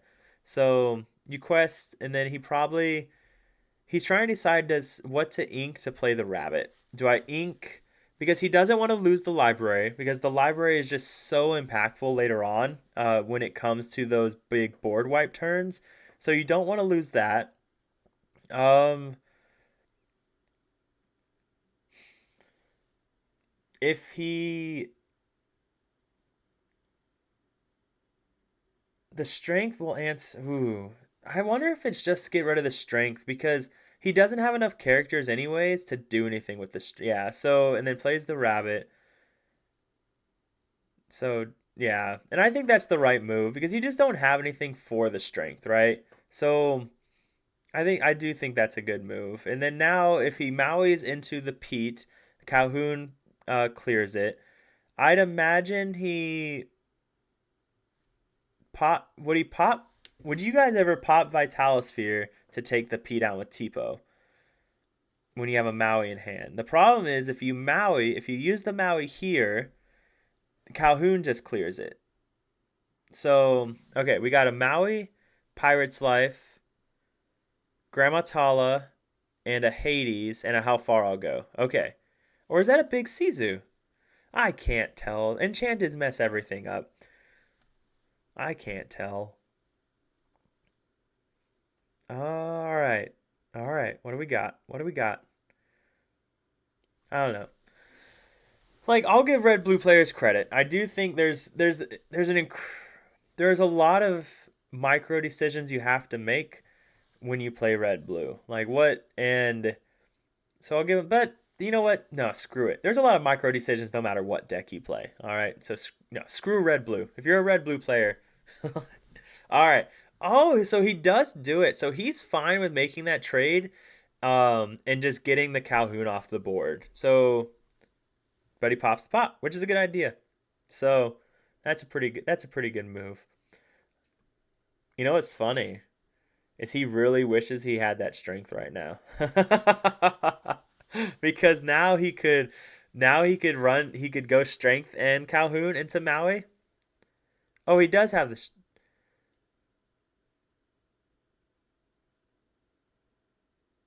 Did he draw the other strength? I'm the worst caster in the world. I don't.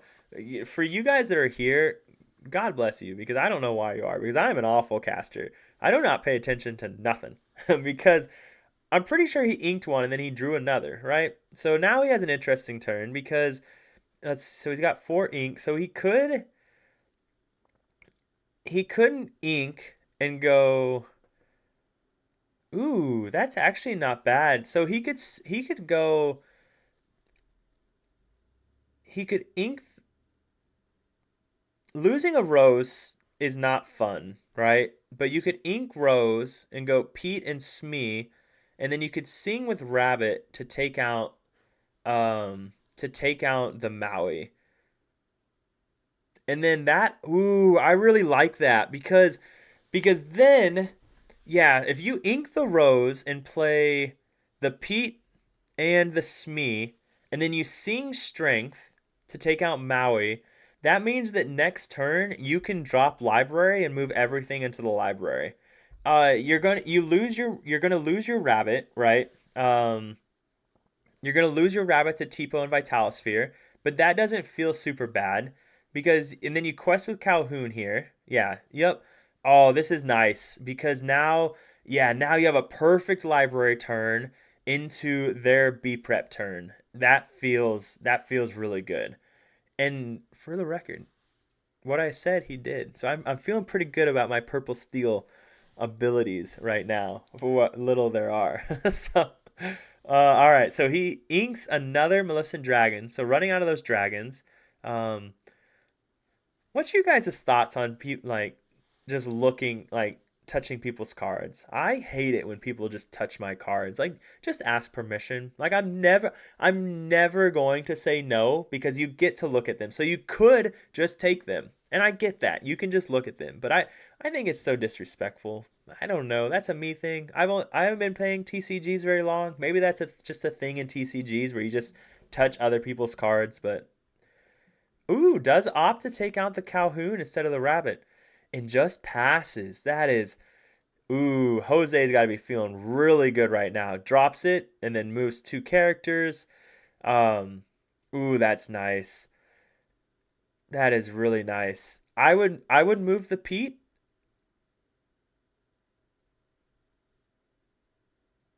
I would definitely move the Pete and probably the Rabbit in there. The Rabbit they could clear with something like a Brawl. The Pete you want to put in there because it's going to be a target for the red blue player, so you cannot bounce Pete. Um, all right, just opts to do Smee. So I think that's interesting because Pete's an auto target, right? Like because red blue can't afford to let you do the repeat bounce things. So I think moving Pete in there would have been a better option, but to each their own. How far I'll go? All right. Where did all the red purple players go? It's insane. Red purple is fire, and it seems like nobody's playing it. Um, yeah. I mean, let's face it. Technically, I think you could make a really good argument that red purple is the best deck in the game because it's won both NA Continentals. So there's that. Yeah, I don't know. But we did just see it lose pretty easily. Or not easily, but it did lose. There's just a lot of things it needs to see. It doesn't cheat anything out. It doesn't do anything fancy. It doesn't have Pete to slow down Steel's song. So it takes a good red purple player, but we still see a lot of red purple do well at set champs and everything. So but yeah, it's just harder for it to be able to be prep when there's so much steel and Pete's in the meta. So Jeez, Alec, that is wild. So drops a TPO. We don't care about that. Um, feels pretty good. That is wild. We normally have about 6, and then today there was only one red purple player, which was wild. That's not something we see often. So yeah, and maybe that's what it is. It's just a better big tournament deck than it is where you know where the meta is gonna be. Whereas set champs is just the wild wild west. It's everything. You can never predict what your local set champs meta is gonna be. So maybe that's a good point. Ooh, we like this. Yeah, turn everything sideways. Drop a Diablo. Put the Diablo and the Pete in there. Like, don't even drop the goat yet. Just put the drop. Don't do it. Drop the Diablo, move the Pete and the Diablo into the library. Do not drop that goat. I swear, Jose, do not drop that goat. Like, I did not expect my set champs today to have. It had like 7 red blue players. I did not expect that. I would have never expected one of my local set champs to have that many. Uh, he's gonna do it. Don't drop the goat. What? Like, there's just. So he goes to 16 if he drops the goat, and then if he like, why? There's just. I don't understand why you drop the goat here. If you know that next turn is like this is his B prep turn. All right, click the lore counter, go to 16. Nope. Nope. Oh, Jose. uh, I just don't understand why you would do that. Like, you know that he has to board wipe you here. Like, he always has to board wipe you here or he loses. So if you play the Diablo down, he would have drawn 4 cards off of that library. Like, I mean, what, like, uh, yeah, like, it's just wild. And then by playing the goat, if he does, if Hector did have B prep, then you lose the goat bounce opportunity. So yeah, I think that was a really really wrong play there. So uh Jose, he definitely, and I get it, right? Like right now, I believe he's playing for like $450 if he loses here. It just picks up. All right, I believe, and they're both super nervous for good reasons. Like, they're playing for $450 here if they lose, and if they win, I think they're playing for like a grand. So that's a pretty big difference. That's a pretty nice win.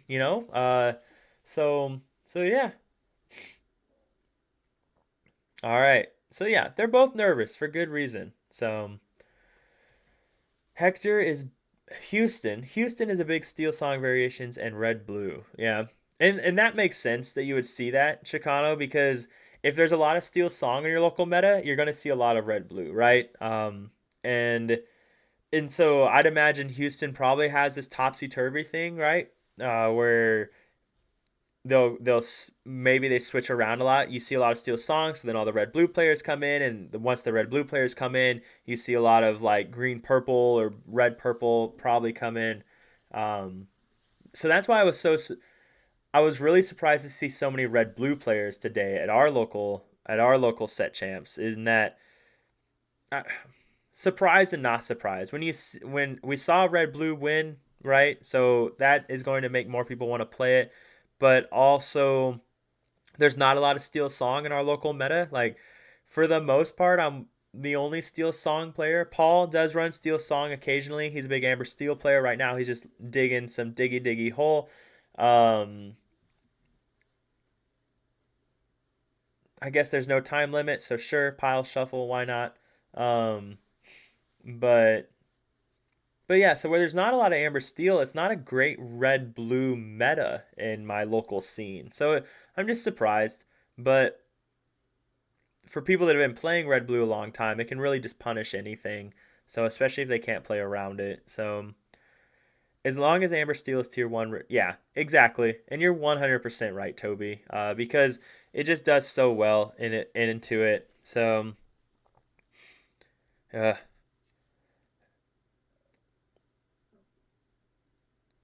I gotta respond. The one of the gentlemen who took third at our set champs today, who I was hoping would beat the guy in first, because he was on an aggro Amber Steel list. Unfortunately, he did lose, and I'm about to tell him, yeah. So, red blue, man. Game 1, I top decked 3 wheels. So I scooped and said, "Let's go home." Yep, and I saved myself an hour of time. So, all right, what did he mulligan? Let's pay attention to the game. Ooh, did he mulligan? Did he mulligan 6? Yeah. No, he mulliganed 1. I see. That's what I get for not paying attention. I'm an awful caster. Oh man. Oh man. All right, you guys got to tell me in the chat. Did he mulligan 1 or did he mulligan 6? Uh, ooh, going straight into it. Ink to brawl and pass. All right.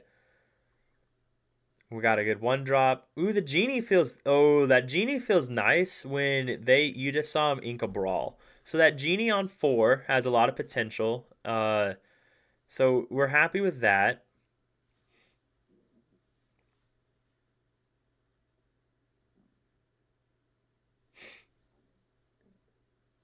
Ooh, I am hungry. My stomach's growling. I don't know if my mic's picking it up or not. Yep. All right. Inks the fox, plays Diablo.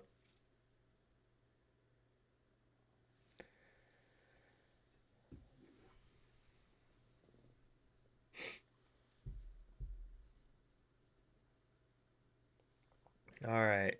And then down goes, man, Royce has got to be feeling really good right now. Seeing a Pirate's Life go to the Inkwell and a Brawl. Like, he doesn't know that he just inked a B prep, but like these are 3 massive, massive ink like cards that Jose does not want to see. So he's got to be feeling pretty good knowing that both of the like the Brawl and the Pirate's Life are gone. That Diablo into Calhoun's great though, because now if Tipo does take out the Diablo, you get to draw a card and you're going to gain 2 lore off of Calhoun. But if he doesn't take out the Diablo, then the Diablo just keeps questing for 1. So it's a lose-lose situation. Like there's no good outcome in this situation for Hector. So that feels really bad. He does have a Maui in hand, so that's got to feel pretty good for Hector. I don't even know what he digs for right now. Like probably the half shark. I'd imagine he'd be pretty happy with.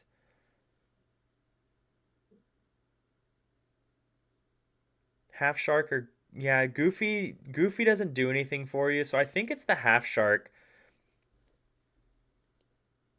Ooh, he does have a brawl in hand still though. It does look like he has a second brawl.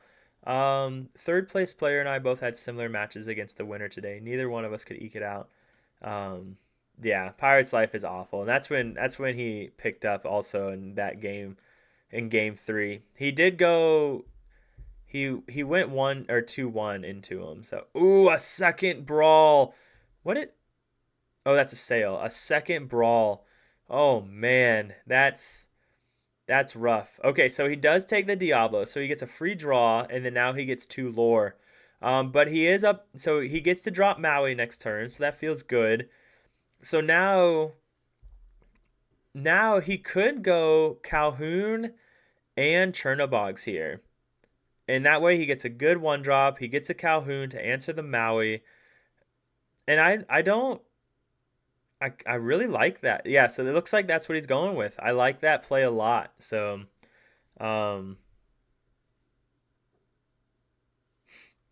I do really like that play. So because this feels good, because now you punish the Maui. If he Maui's into the Calhoun, you get to punish it. And if he doesn't, then you get a free quest, right? So this feels really good. I wonder if they're gonna come move his Diablo. They moved it. They didn't like where his discard was earlier. So All right. Quit touching. Okay, so he gets the half shark down, and that's what he took off of visions. So that is just the worst thing in the world for Jose to see right now because he has no way to answer that Maui. He has to play Genie here. Like it's his only play is to play Genie here. And then what he can do though is if it's because he already saw two brawls. So he plays Genie here and then just quest. If you just quest with all of it, if he sings something with Maui Half Shark, you can crab the Genie and get like start doing things again. So even just questing with the Calhoun and Chernobogs is really massive to get the game.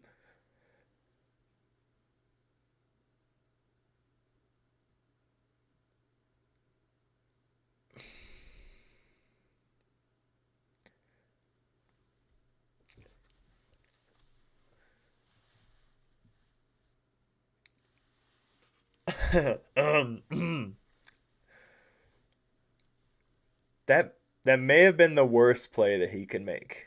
I I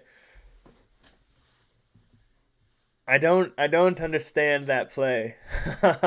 That was weird. I mean, Chicano, you said nice play. Do you disagree? Like, am I missing something? Because if he would have just dropped the Genie there, it essentially nullifies the Maui half shark because then he can't do anything with the half shark in case in case he has crab. And you already saw two brawls get inked, so the odds of him having a third brawl are pretty slim. Like, because what else would he be holding on to for ink? And so I don't see the oh, they're finally moving his hand cam. Yeah. Ooh, so we ink the manor. That feels pretty good. So I don't understand. Yeah, like why not take? Yeah, you always hit the library. Like there's no good reason not to. He has no evasive character. Like it's because now you could have like if you would. Oh, blessed. Oh, for the love, blessed. He top decks as Zeus. That is, I mean, but still, if you see, no, he wouldn't have top decked it this turn if he hadn't played the library. But I don't see the library play. So okay, so he's gonna slam down. He's gonna slam down the Zeus and hard cast it. Probably plays the Diablo, and then quests for two. Does he quest out with the Calhouns, or does he leave them both ready? So yep. So he just quests out. You might as well just pay one to, unless you're playing the Diablo. Okay, so he is playing the Diablo. I think that library play was just not good. I'm 100% going to clip that and send it to JD and ask his opinion. Um, I don't know. I don't know. Like I said, I don't play a lot of purple steel, so maybe I just missed the. Oh man, the vicious cheater. Oh, gee, man, that feels really bad. Oh boy. Oh boy, that is not good for Jose, the vicious cheater. It, oh man. Oh man, oh man, oh man. So for ink, I didn't expect the vicious cheater. Did not expect that. Um, all right, takes the Grammatala out, gets to draw a card. All right, so another library. A lot of good that does you right now. So what do you ink? It feels good inking feels bad, but if like it feels bad doing that, but you'd rather have characters down because now you can move them into the library to start making trades next turn. I can't imagine he ever quests with Scar. There's no really good reason to though, so you just kind of chill out. Oh, look at that. Well, and now, yep. See, I just don't see it. All right. Oh, Pete's good. Pete is actually really good here.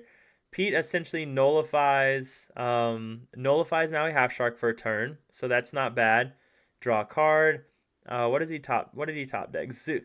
Man, this guy is.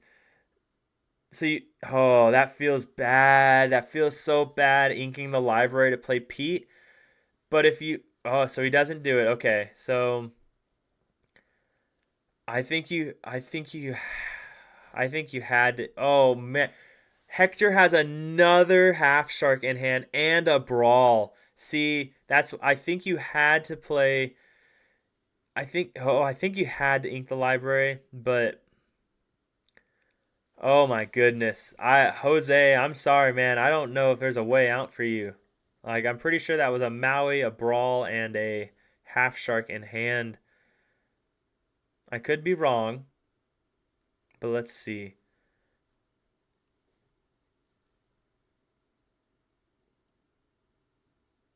Oh, that feels so bad. Yeah, why? There's no reason for you to quest. Don't just be patient. Don't quest. Like questing for one would be like the silliest thing in the world. You don't care about one lore when you have two Maui half sharks down and they have a library with the potential for crab. Like you just pass. 100%. Just calm down, breathe. Ooh, don't double Pete. That feels so bad. Like, oh, that feels really bad. But at the same time, so he can double Pete, right? So he can play a Pete and he can play another Pete, but he's still not gaining a lot of lore is the issue because if he quests here, he just loses it, right? If he quests here with Rose, then Scar can take out Rose. If he quests here with Crab, then Scar can take out Crab. And all right, let's see if he does he ink a Pete to play a Pete. Yeah, double Pete is pretty crazy. Inking Pete feels really bad, but he's really attached to this library. So, all right. And then next turn, he can play the library and move everything into it. But it ultimately, does that really matter when he has he can clear the library in one turn?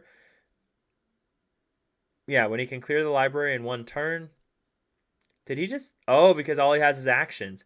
That feels really bad. I think that's happened twice this game to Hector now. So Chernabogs, that feels really bad. Not really what you care to see. But still, you're in this turn, like, it's this, someone's going to have to break parity at some point. So,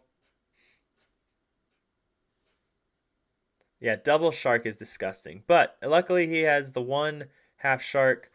I think my internet must be really bad. I think this stream is a little bit behind. But, all right. Plays sail, draws a card. Feels pretty good. What did he draw? Big Sizu. That's really weird that he's running Big Sizu. Um, that's a really awkward card to run in this list, in my opinion. But he's running it, so maybe he just wanted to show off his enchanted card. I mean, I would just throw mana down, like 1, 2, 3, 4. Okay, yeah. I mean, what? I mean, you start questing for 3. Ooh, Zeus hitting the Maui. That feels pretty good. That feels pretty good. He is getting the top decks of the century right now. Good for you. Good for you. Yeah. I don't know, Marcus. That was weird. Yeah. I don't know. I don't know what he's holding on to. At least here he can play the library and he gets 2 draws, right? So that'll feel pretty good. as well. So he's got that going for him. So let's, because, so here he puts the library down and he trades probably Rose and Crab into it. I would think would be the better move. Yeah, so Rose and, okay, get the draw first. Smart, smart. Get the draw first. Ooh, is that a rabbit? Ooh, that rabbit is nice. But you have to make the trade, and you always make the trade with it in the library. So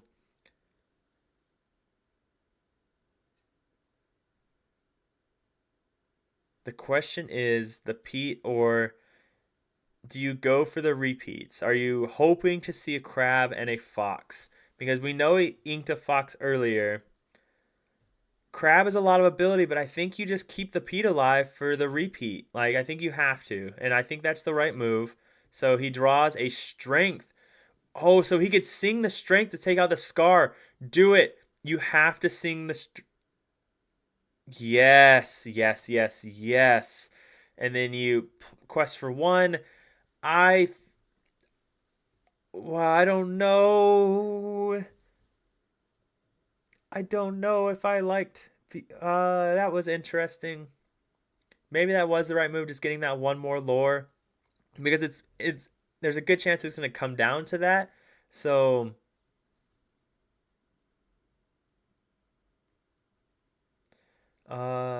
yeah, his Zeus's are insane right now. This the French dude. Oh, oh man. Yeah. Oh. All right. This is very much Jose's game right now. Like he's in a really good position right now to run away with this. Oh man, because now he plays the rabbit. Oh, Jose, figure it out. Oh man, so he plays the rabbit here. What is that? I don't know what he drew, but so you play the rabbit. Ooh, see, he can repeat now. See, and that's why, yeah, that's why I said it. Oh, ooh, ooh, ooh, ooh, and that's what he's thinking about. Do I do not play that freaking goat? I swear, if he plays that goat, so you just quest for one, and then so now he has to make a choice. Do I bring back the repeat? Or do I keep the snake for the goat? Because that goat essentially guarantees 3 lore right now. It guarantees 4 over 2 turns. Whereas the Pete, repeating Pete, sure, it's nice, but you're not repeating it this. Oh, okay, so he's just going for the card draw. Another Pete. This man is never punished. This man is never punished. Oh my gosh. Okay, there we go. He is living large now. He has a goat, a rabbit, and a Pete in hand with a library on the field. It's gonna be a 2-0. I like because he's already down 3 half sharks. I don't man, he is down 3 half sharks at this point. This is oh man. I that's what oh man. I don't see what's in his hand. Yeah, right. His top decks are wild. Like these are the most insane top decks in the world. Like oh, he got his 4th Maui half shark. Oh man, his 4th Maui half shark. The thing is, and so here's the thing about the Maui half shark though, is he had to ink one of his Pirate's Life earlier, so he doesn't actually have like I don't know how many Pirate's Life he has, but the Maui half shark, I mean, what's it gonna do? And even then, the Pete's represent like he doesn't know that Jose has another Pete in hand, but he can do repeat stuff. And then how good is Maui Half Shark to you anyways? So he does have a B prep in hand, but at this point, I think you have to go Maui Half Shark so you can answer the library. Uh, because if he goes Maui Half Shark, he's got 1, 2, 3, 4, 5, 6, 7. Yeah. Excuse me, you go Maui Half Shark and Vitalosphere to take out library. Like, that's what you have to do. So draw 2. Hey, that I'm happy you could be here, Toby. I'm happy you could be here, brother. You know, I think that Maui Half Shark changes things. Like, and my first thought was that this game is over, but him seeing that fourth Maui Half Shark really lets him come back in this game because if he go, like I said, if he goes Maui Half Shark for 7, 1, 2, 3, 4, 5, 6, 7, Maui Half Shark drops a Vitalosphere. Yep. Hades. Hey, Vitalosphere only costs 1 to play, right? Okay, but what? Why? I don't understand that play. Like, why not take the library out? Like, because see, because if you take the library out, they lose the card draw, and then you keep Hades in hand for when they play another Pete. Because when they play another Pete, you can't play actions, but you can still play a Hades to. Oh, he drew another Pete. Jose drew another freaking Pete. This man's top decks are just out of this world. So 1, 2, 3, 4, 5, 6, 7, 8, 9. So at this point, you drop Rabbit and Pete. 4, 5, 6, 7. You drop Rabbit, Pete, move them both into library. Like, and then because the Vitalosphere got used, like what is Hector going to be able to do? Like, yeah, so your library is guaranteed to draw you more cards. I mean, yeah, just drop library, Pete. You don't drop the goat ever, not while you have a bounce in hand. Oh, jeez. Man, oh man. I wonder. Hang on, we gotta check something. What's the Twitch chat like? What's the Twitch chat like? Oh man, they're not even hype. They're not even hype about this guy's top decks. Man, there's like no hype chat in there. I'm very disappointed in all of them. Okay, so all right, let's see what's going on. Was that a goat? Don't you do why? Why? Why? I in what world is that the right move? I mean, yeah.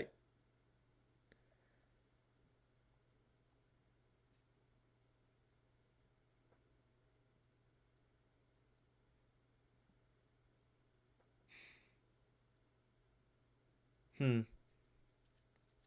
Okay. So a turn. So he could have done the fox goat bounce at any point this game. At any point throughout this game. So why are you concerned with the Hades when he's on 7 and you have 2 Pete's in hand? When you could have played Pete and Rabbit to guarantee yourself 2 lore next turn to take you to 16, and then you go. No, so it would have taken him to 14. Because now he's going.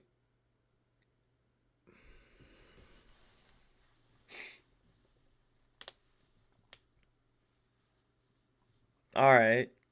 I mean, and that's Sure. So you get another card. He did not. He did not just ink a Pete when he had 9, 1, 2, 3, 4, 5, 1, 2, 3, 4, 5, 6, 7, 8, 9. He did not just ink a Pete when he had 9 ink already. That did not just happen. Like Jose, man, we we have some. I have some questions. I have a lot of questions now. So here's where we're at. So he's going to 15, right? So Jose goes to 15 next turn. So what he can so maybe this is his thinking because he's at 14 right now. He goes to 15 with library.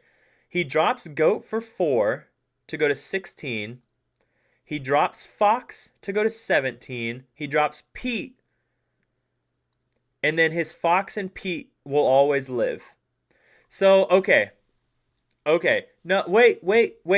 Let's give him a chance. So that I think that's what he's doing because he needs 10 ink for the play he's about to do. All right. It's awkward, but it works because he's going, like I said, he's going to go to 15 here with library.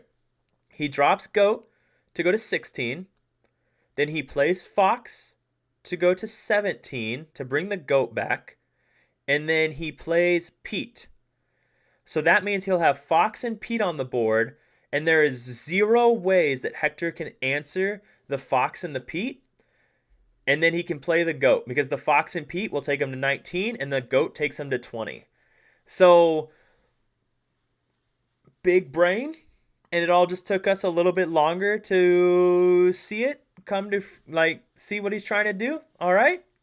I think that's why he went to 10 ink. I think that's why, because you don't care about him B prepping. Now, do I still think it's an awkward line the way he went about doing this? Sure. But it looks like it still guarantees him victory.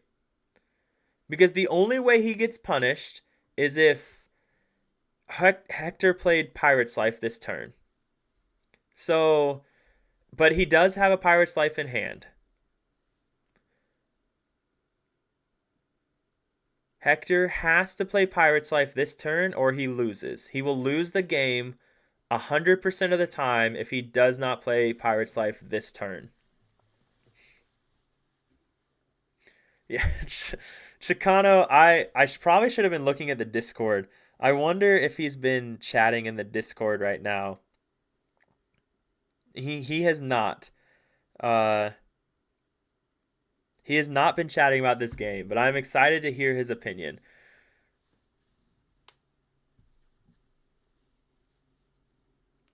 Oh, you have to play Pirate's Life. So he's debating playing Half Shark, I would assume. But yep, there you go.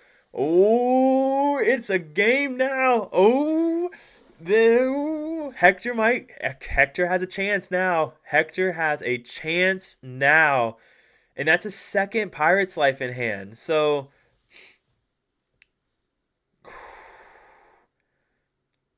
all right. Okay. So I wonder if he changes his game plan at all now. Does he try and go do something different? He doesn't have any brawls left, so he's safe to drop a genie. So he could go genie rabbit and then move them both into the library. Well, just go genie Pete. Yeah. I mean, so if he goes genie Pete, next turn he can still do all the goat stuff. Wait, does he not have a bounce in hand? Did I think he had a fox when he doesn't have a fox?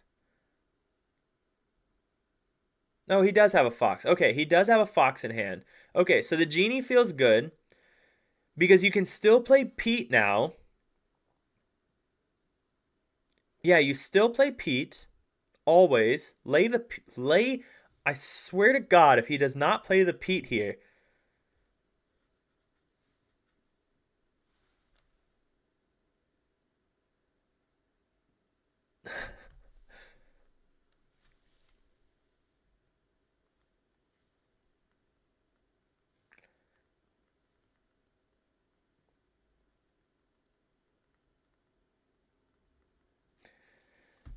I mean, he always inking the Pete seems like a bad idea now. It does. It feels really bad. Like, but there's no there's never you always play the Pete here. Like, there's no other consideration of what to play. Like, you always play Pete here because if he plays Pete, then next turn he goes 14, 15, 16, 17. See, him inking that Pete was just the most silly thing in the world. Because so what do you ink now? You ink your freaking Rose? That feels awful to play your Pete. Ah, Matt, if he would have inked the freaking Pete, I swear to God. Okay, so this is looking pretty good for Jose still because he goes to 14, 15, 16, 17, 18. So this is just game, right? Like, he has to have a Maleficent Dragon, but he already inked 2, and I can't imagine he runs a third. So this is still just game. I don't. The only out he has is a Hades or Maleficent Dragon at this point.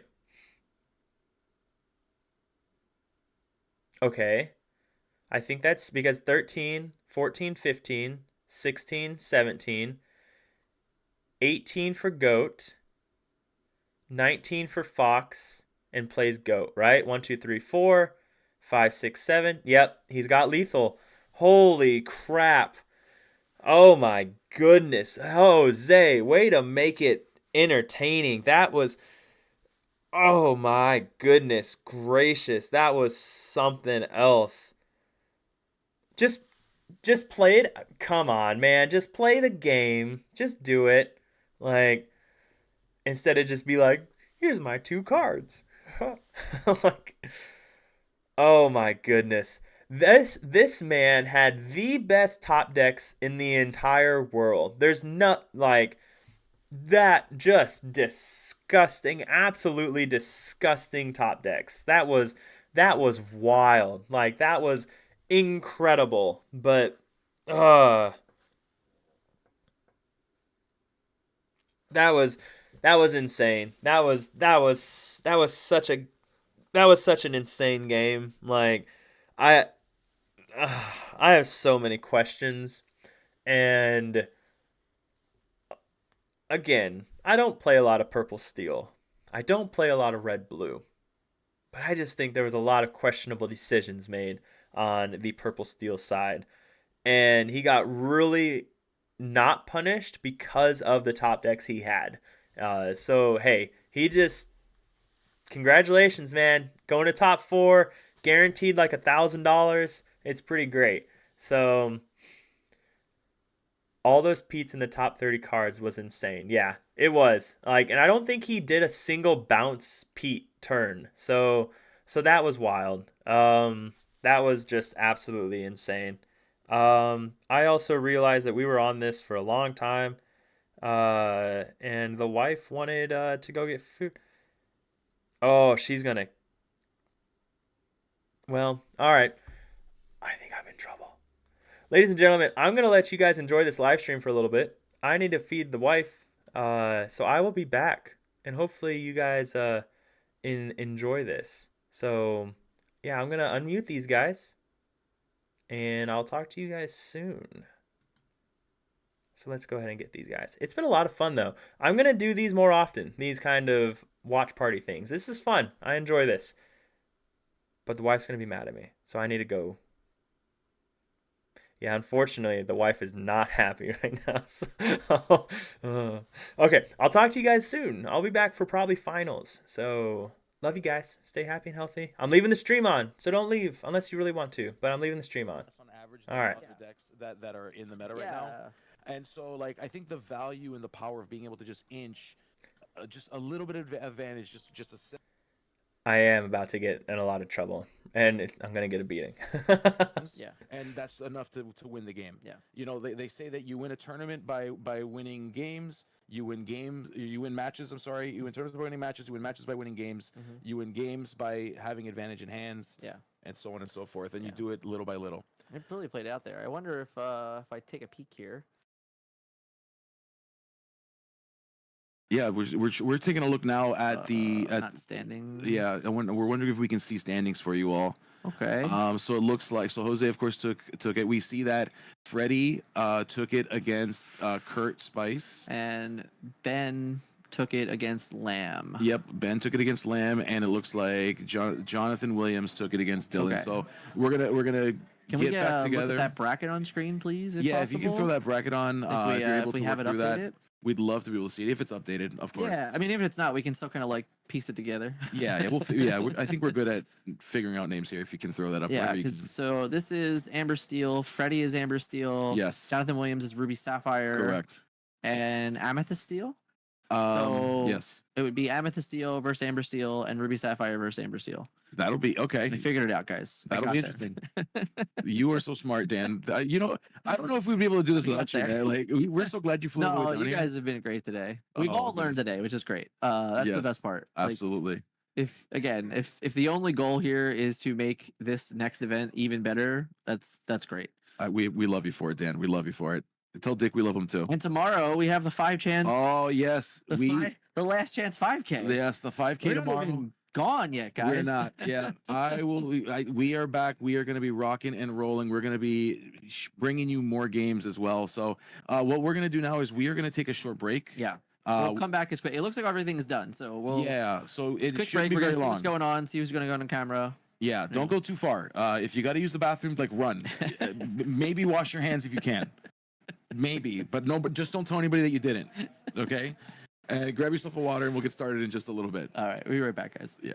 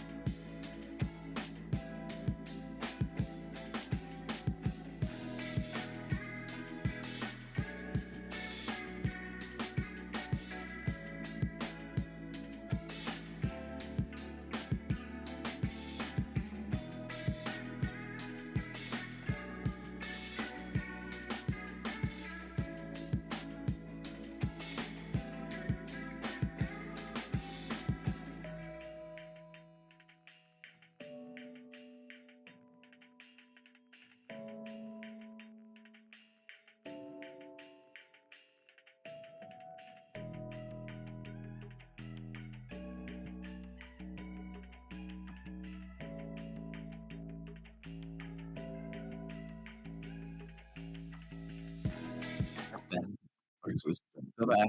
Yeah. Okay. Yeah, he put the wrong link in. He messed up. Hit the other one. Go hit the drive one. Yeah. Yeah, okay. Good. See. All right. I think we advanced this. Oh, we're already live. Okay, hey friends. There we are. We have some updates. Why, friends? How's it going? Welcome to the backstage area. So we've got Jose, we've got Freddie sneaking into the bracket here. We've got Jonathan and Ben on the right side. This is going to be interesting. So we know that Jose is on that Amethyst Steel. We just saw Jose. Freddie was in our Freddie last. was the last round. Yeah, right? it was the last round match that we saw. Well, actually, Ben is the only one we have not seen on stream yet. Correct. Yes. Yeah. So so it looks like we're going. Is it? Correct me if I'm wrong. Did Jonathan Ben will be on stream. Oh, okay, good. So we get a chance to see Ben on stream. That's gonna be a lot of fun. TFM Ben. Yep, TFM. We love to see it. I'll let you root for him. I'm gonna root for Jonathan. No offense. I love Manfish. Can I root for Jonathan? That's messed up, but sure. Your teammate can join the Illuminati if he wants. You know, he gets an application. Wow, I am so sorry, Ben. That is messed up. We love I'll you. get Ben. a good laugh at that later. Oh, I bet. Yeah, we'll send a little triangle. Yeah. You'll get a little pendant from the Illuminati. That's funny. I want a pendant from the Illuminati. Well, if you get kicked out of the Forbidden I Mountain, can't get kicked out of the Forbidden Mountain. That's like not possible. You're like, this is not a thing. It's not even a thing. Not possible. Oh, goodness gracious. So we're gonna be joining them in just a moment. But as I mentioned, I promised you we'd be right back, and it's been like 3 minutes. It might have been less. It could have been less than that. So if you didn't wash your hands, you did it right. Thank you for not washing your hands. But please, before you meet me and shake my hand, do wash your hands. Okay. But since you're at home, it's fine. You're fine. It's fine. So we thank you for jumping in here. We are going to be coming to see a fantastic. Hey, I'm just saying. bout. What's up? 2 Amber Steels in top 8, 2 Amber Steels in top 4. Would you look at that? What in the blue moon Paint is by happening? numbers. Paint by numbers. Dan, you were right. I said 3, but it was 2, and I'm okay with that. You were right. Good. Jonathan, Closest without going over, I win. you win. The Price is Right. Good job. Jonathan Williams, of course, is playing what you'd expect. Jonathan Williams. Yeah, he was on is known for- stream. I think round 5, round 4, or something like that. Yeah, he was. Things of note here.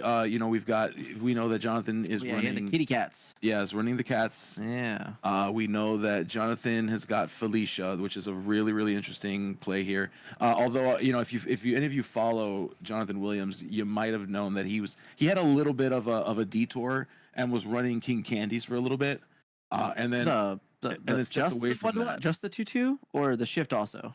Just a little one. Okay, It was just a way to present a body on board to prevent some problems. Yeah, sure. And so I think Felicia is a good alternate solution to that. Has a little bit more reach with that 3 strength. Felicia plus Vitalosphere is real good. Yeah, I mean you're talking 5 attack there. 5 is for 2 rusher. is for rush. That's kind of sweet. It's pretty good. Yeah, that's not bad. When it happens, it doesn't feel bad. Yeah, like what we need to do, pull up a list.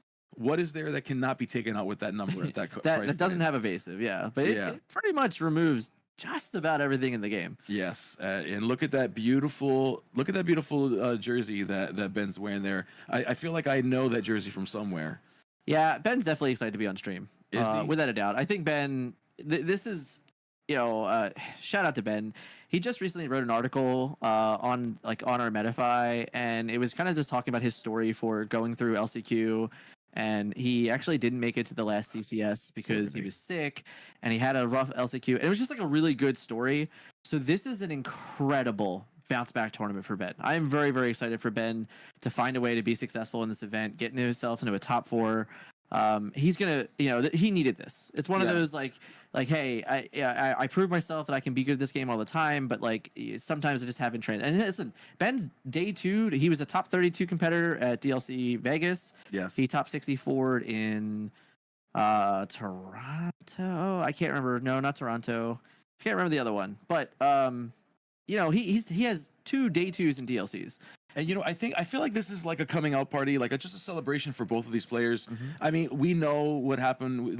If any of you followed the news, Jonathan Williams had a very tumultuous NA championship as well. Yeah, and it just wasn't a great situation. And I feel like to be able to have both of these players, at this stage, and honestly, shout out to Jonathan in a big way because he's here. He is. He could that type of thing could have kept him away from the game. Yeah, and he's here. playing and Yes. proving like, hey guys, not a Yeah. fluke. I'm good at Disney Lorcana. So no matter what happens, I want to say this now before this match ends. You know, me and Dan are gonna poke fun. We're gonna have a good time. But in all seriousness, like, great job to both of these players. I mean, just so much dedication, so much passion for this game, so much love for this game on display here in their practice, in their just dedication to their decks and to their craft. So before we get into drew the poking fun- Vitalisphere, man. what's that? He drew the Vitalisphere.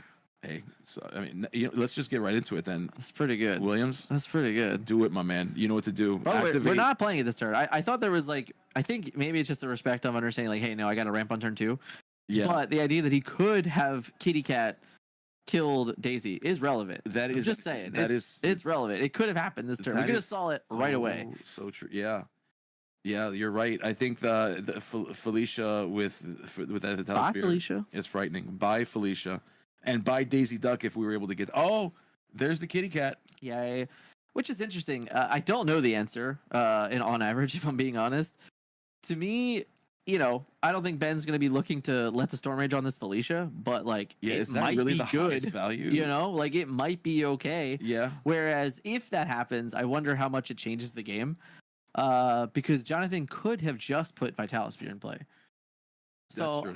I think it's correct to put the Felicia in. If let the Storm Rage on is it, I mean, don't get me wrong, we're still gaining 4 lore this turn Yeah. and doing stuff. Pete's interesting. I think on average, our turn 4 is probably, hopefully, just Grandma Tella and things like that. Ideally. But again, sometimes we just gotta get cards in play. Oh wow! And the Daisy just and we whiff. it I mean, plucked let's off be honest. That's like a coin flip. In this matchup, like we're looking, I can see this deck list. It's like that's a straight coin flip. It's 50-50. There is a literally lot. 50 it is There's a lot of literally actions 50-50. items in this list. Yeah. Yeah, it's almost always a good thing to use the Daisy on Ruby Sapphire. Yeah, we're definitely not daisying. All right, No. that's not happening. Yeah. Absolutely. Now that Felicia, of course, is an interesting card as we mentioned. Oh, and the There Sisu it comes is. down, and That's perfect. No, that is a one of Sisu. Yeah, That is a one of. And Right. Was able to find it. right on time. Yeah, I mean, pretty I'd good. imagine Jonathan's mulliganing for that and looking for that. But the Vitalisphere also finds its way down, and Ben's board state right now is A lot less threatening. less threatening.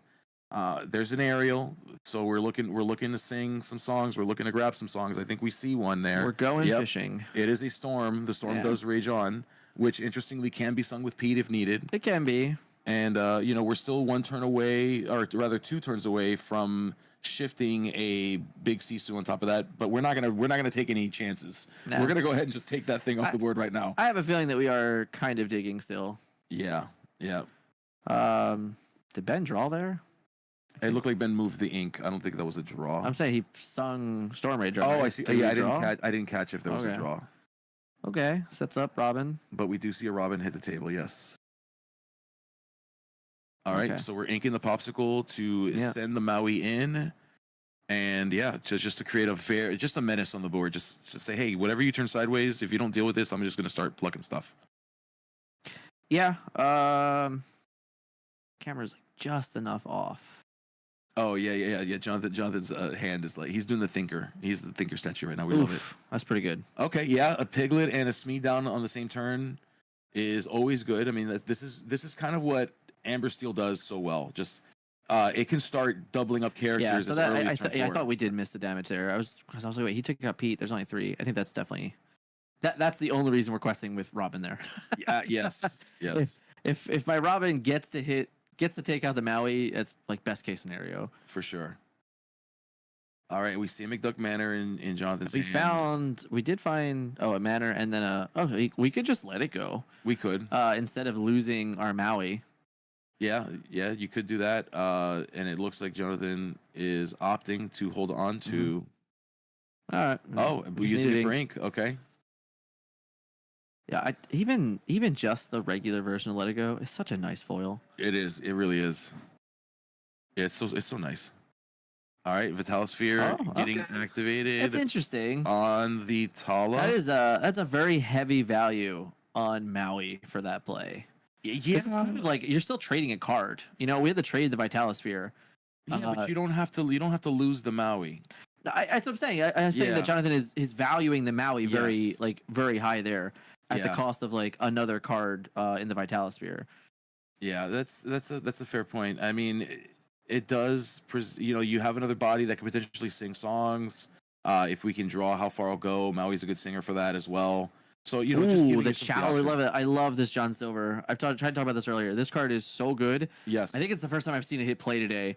Yes, But you're right. just turn off Maui, go questing. You know, Yep. and sure, Oh, like quest, like, be prepared. What else are you supposed to do? Yeah.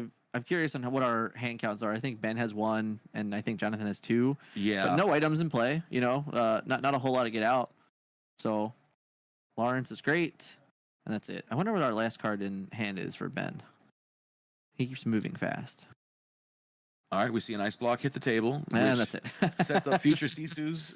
Oh, And all there's a right. Pete. We're going yeah, questing. Ben is saying, "Hey, 15. that's cute and all, Nope. but you will not be playing any kind of actions on me." Oh, no. Jonathan, no. That reaction's the worst. Yes, Jonathan. I'm telling you, I love this face cam. This face cam gives us the whole story. I just absolutely love it. Okay. Sisu comes down. Lawrence survives. Rough. Yeah. Oh, Jonathan. Yeah, Lilo's pretty good there.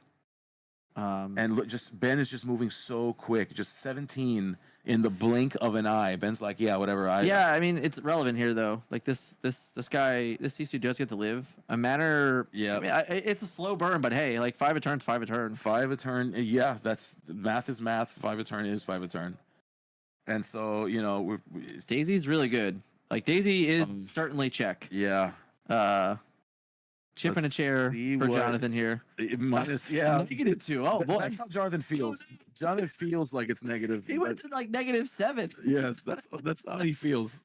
Was it there? Is it? That's a nice block. Yeah, no, that won't be enough to stop it. That is the fastest game in the entire tournament today No, that we've seen on stream. No, Was there one faster than Yeah, that? one of the ones I did was like over by turn 4. Was it really? Yeah, it was rough. He had the game Hector was on. Oh, Remember, you're Hector right. got stomped. Oh, poor Hector. Shout out to Hector again, Yeah, but that man. game was awful. Yes, that was rough. You're right. That was rough. Yeah. That was round 2. You guys want to go watch a beating? That was it. Yeah, Round 2. Jonathan at least was able to put down to be prepared. Yeah, he played some cards. Yeah, that's true. Oh goodness. And we're being asked in the chat, how is Steel Song high rolling right now? Like, Hey man, is it really a high roll? I mean, that's what this deck does, right? Yeah. I think we talked about this a little earlier.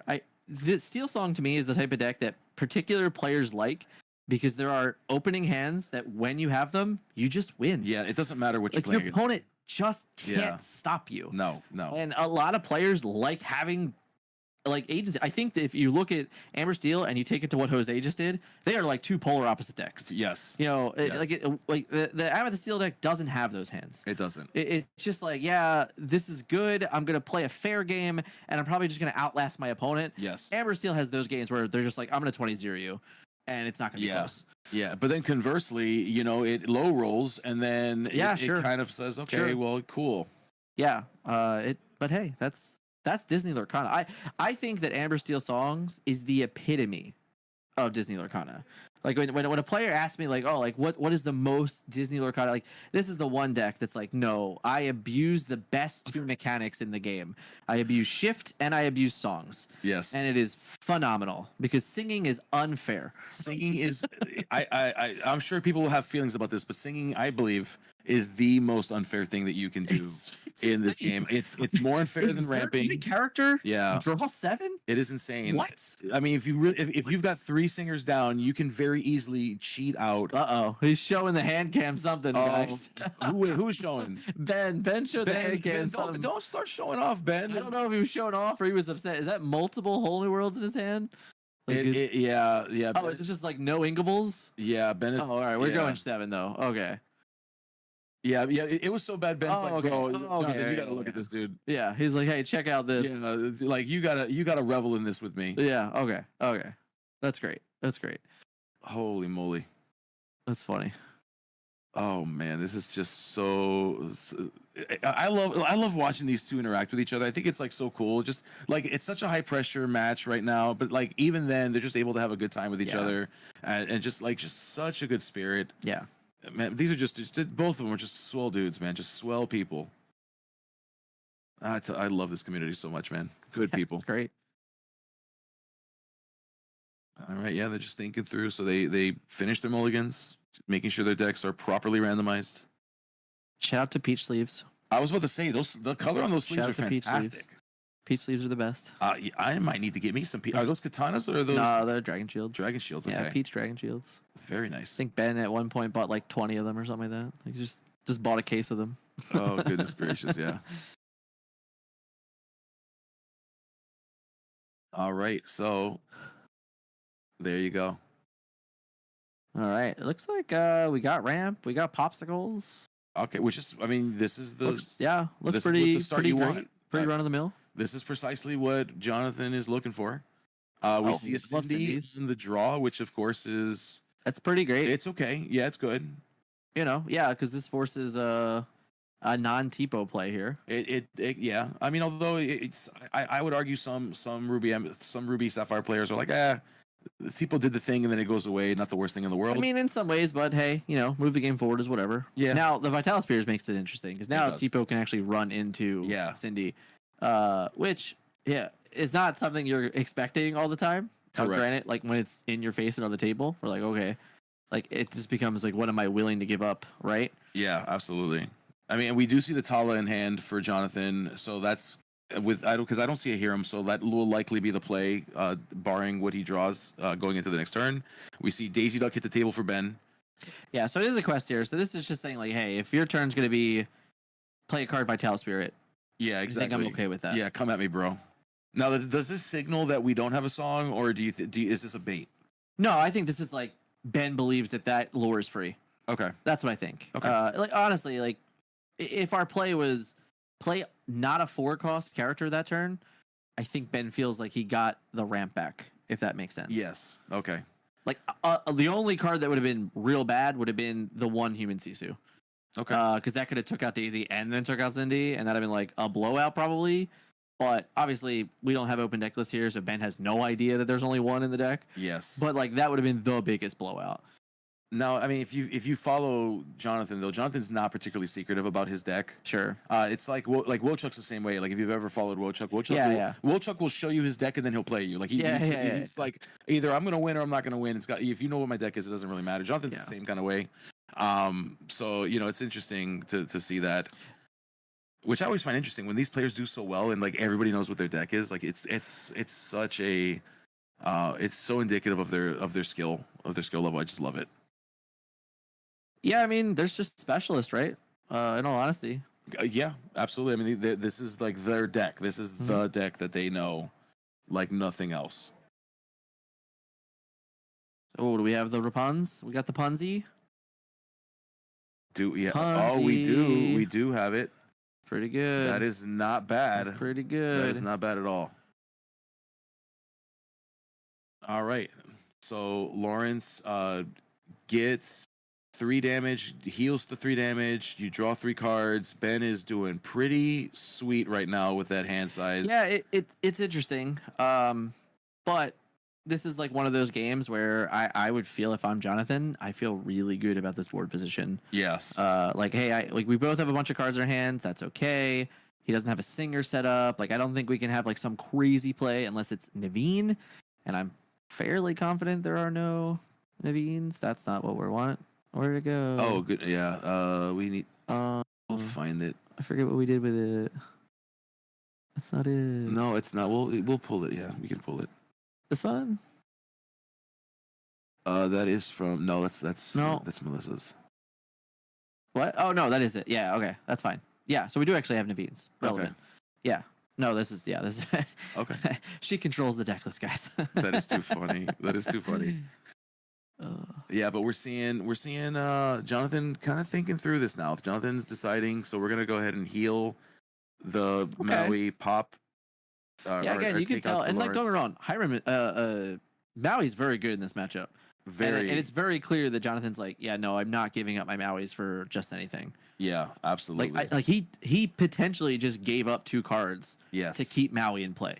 And I mean, we're looking at, so Jonathan's got a couple of cards in hand. All right, a pinger. We're gonna go ahead and sing, or not sing, but rather we did sing. Did we sing? We did sing it. Okay, my apologies. Yeah, I thought that was the hard cast. Yeah, so we did play that Storm Rage on. Get rid of that Maui. So ink, big aerial. I'm upset with Ben that's not an enchanted Okay, one. just lay your hand down, Ben. Just lay Are it we all on down. 6 or Show 7 here? show Jonathan everything that you're working with, my friend. Interesting. Very And interesting to make that particular play and not be Pete there. But, you know, sometimes we gotta gamble. yeah. We gotta risk it to get the biscuit, guys. Sometimes that is a fact. The biscuit can only be claimed by those who risk it. Yeah, and honestly, this particular turn, with it not being followed up by some large ramp or some like large way to remove cards, it's gonna turn out to be a really big deal, I think. Yeah. I mean, that's certainly one way to state that. We do see the smaller Sisu coming into play, using it to And get then we rid just of we yep. establish a manner. Okay. Yep, manners. But are we in down to effect. 1 card? So this is kind of what I'm talking about. Like we're down 2. Okay, we have And another one's a popsicle, popsicle. and we do have the Sisu. So it was just like a turn, like a 1 turn deterrent, which is fine. Yeah. But I was gonna say, if we're down to 1 card, and we don't have a popsicle. Like keeping that Maui in play, like was 2 cards. It was. But now we know, and seeing Jonathan's hand, we are aware that. Yeah, he had a popsicle. He also had he had a how far go. He had something to do with the high rim that was relevant. Yeah, absolutely. Yeah, and Jonathan will be able to play out both of those cards next turn. Unless there's a Naveen here. Yes. Yeah. because I see barring Naveen. something crazy. So we see Is that okay? It's actually that's a Lawrence. interesting. He's I'm yielding. curious what he'll do here. I wonder if this like what the Zeus will hit. I mean, what do you hit? I like the big argument is that you're actually just supposed to hit Sisu to not allow shift. Because this also puts in a position where he has to have an inkable and the big Sisu. Yeah, I mean, Ben might be thinking as well, like, he's got to. Oh, Naveen. All right, so he is targeting the. I think it's like okay, fine. But like we're gonna see Sisu come in here and like Ben's make a valuing difference. not letting Jonathan draw. Yeah, it's more or less like, hey, I don't have a whole new world. I can get behind too far in this game with the draw. But I do think that big Sisu here it's going to be You think it's backbreaking? really, really good. Yeah, it could certainly be backbreaking for Ben here if And not there's careful. a second manner. That is going to be big. So being able to get that second manner off, it could potentially just lock this game down. So we're going to see a popsicle come into play. Oof, Jesus. What was that? Was that That's another manner. Oh, that is so bad. Okay, yeah. So once Jonathan controls this board, I think like just this play alone is fine. yes. We're going to quest to go to 5, and unless this is a whole new world, next turn is going to be manner, go. yeah. And that's just Like, what do you do when you're rocking characters? Like, what do you do when I just gain 6 lower turn? Holy moly! Yeah. It looks. Oh, it is a whole new world. So do we? Yeah, I think we do it. Yeah. I mean, what else can you do, right? I think you have to do it. I think it's a big deal. In all honesty, Oh, matter. And he showed. Yeah. And Ben is like, thank you to everything good and holy in this world. Yeah, the look on Ben's face is saying everything right now. Like, woo. Yeah. Like, okay, I think I would have certainly lost the game there. And some of our chatters we're gonna count Ben out, but that top deck whole new world might have just brought Ben back. What did I talk about? Turning 1 card sideways and drawing 7, guys. Holy moly! Good. It's so good to draw 7 cards for like exerting my character. Yeah, precisely. Oh man. Oh goodness! All right, so I think at this point, I mean, we're gonna see what we get with paying for 3 to play that aerial. We see a Storm Rage on, which will be useful at a later point in this game, but not right now. Yeah, I don't think we're not firing it off yet. That's for sure. No, we're gonna go ahead and hold that. But if what Jonathan does not want to see is Ben grab 4 cards or 3 cards from hand and slide them out. But instead, what Ben says is, "Hey, we're going to be singing for days. We're going to be singing and singing and singing." We do whiff. For days. But yes, we failed to find a card. And it'll be interesting to see what we can piece together here. So Ben, trying to make something of this.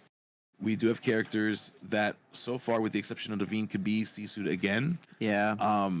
And Jonathan, we know, plays more than just the one. Yeah, and it's interesting to note, like, losing 2 manners, that's a lot of win cons. And I feel like I thought I remember him inking 1 early as well. Yes. So that could be like just all 4 manners in this game already. Yeah, I do remember there being 1 inked for sure. I think that is all 4, if I remember correctly. And yeah, Jonathan said, I do love this. I love the sing, and I then I'm love- going to Yes. just establish whatever we're gonna do right now. Yes. Yeah, it's like, you know what, bro? That's fine. Let's sing Like this I'm little glad guy. you had 21 singing in play. Yes. It's- Oh, yeah. wow. He's so shiny. Yeah, that's pretty good. That is very shiny. And yeah. all right, so there is a one of World Scribbler's Cradle mine.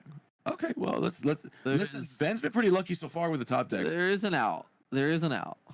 All right, we are playing out some characters. We've got Champion of Sherwood. We've got Mr. Smee. We just got Bumbling Mate. stats. Yeah, it's got stuff. We just played stats this round. We did. Yeah, we have characters that have things, numbers, and Yeah, I mean, scary. we just tick up again, gain more lore. We do see another Naveen in hand with a Storm Rage on as well. All together, Ben does have the math to take out that Tamatoa if it does turn sideways, though. Whew. I mean, I assume it will. I mean, at a great cost to Yeah, Ben. But yeah. No, I'm saying I think the crab is gonna turn sideways for sure. Yeah, I think you have to. And we see Hiram. Okay, so we're getting to see some more cards. And it looks like it was a Hideaway and a Vision. I'm sorry, Sale. It was a Hideaway and Sale. Hideaway is certainly not useful in this particular matchup. It is not. It is not. But it is great ink. We're going And that's important. questing shiny crabs like shiny toys. That's right. Our looks like our hand cam went out of focus. Oh, there it is. It came back.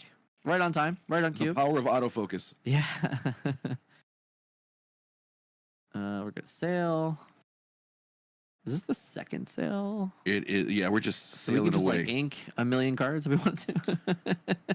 Why not? I mean, if we're afraid of another wheel, like get the most out of it and say, yeah, man, 100%. whatever. Yeah, like go ahead and wheel me. I'm gonna just go ahead and turn this all into ink. Yeah, pick up a visions. I like it.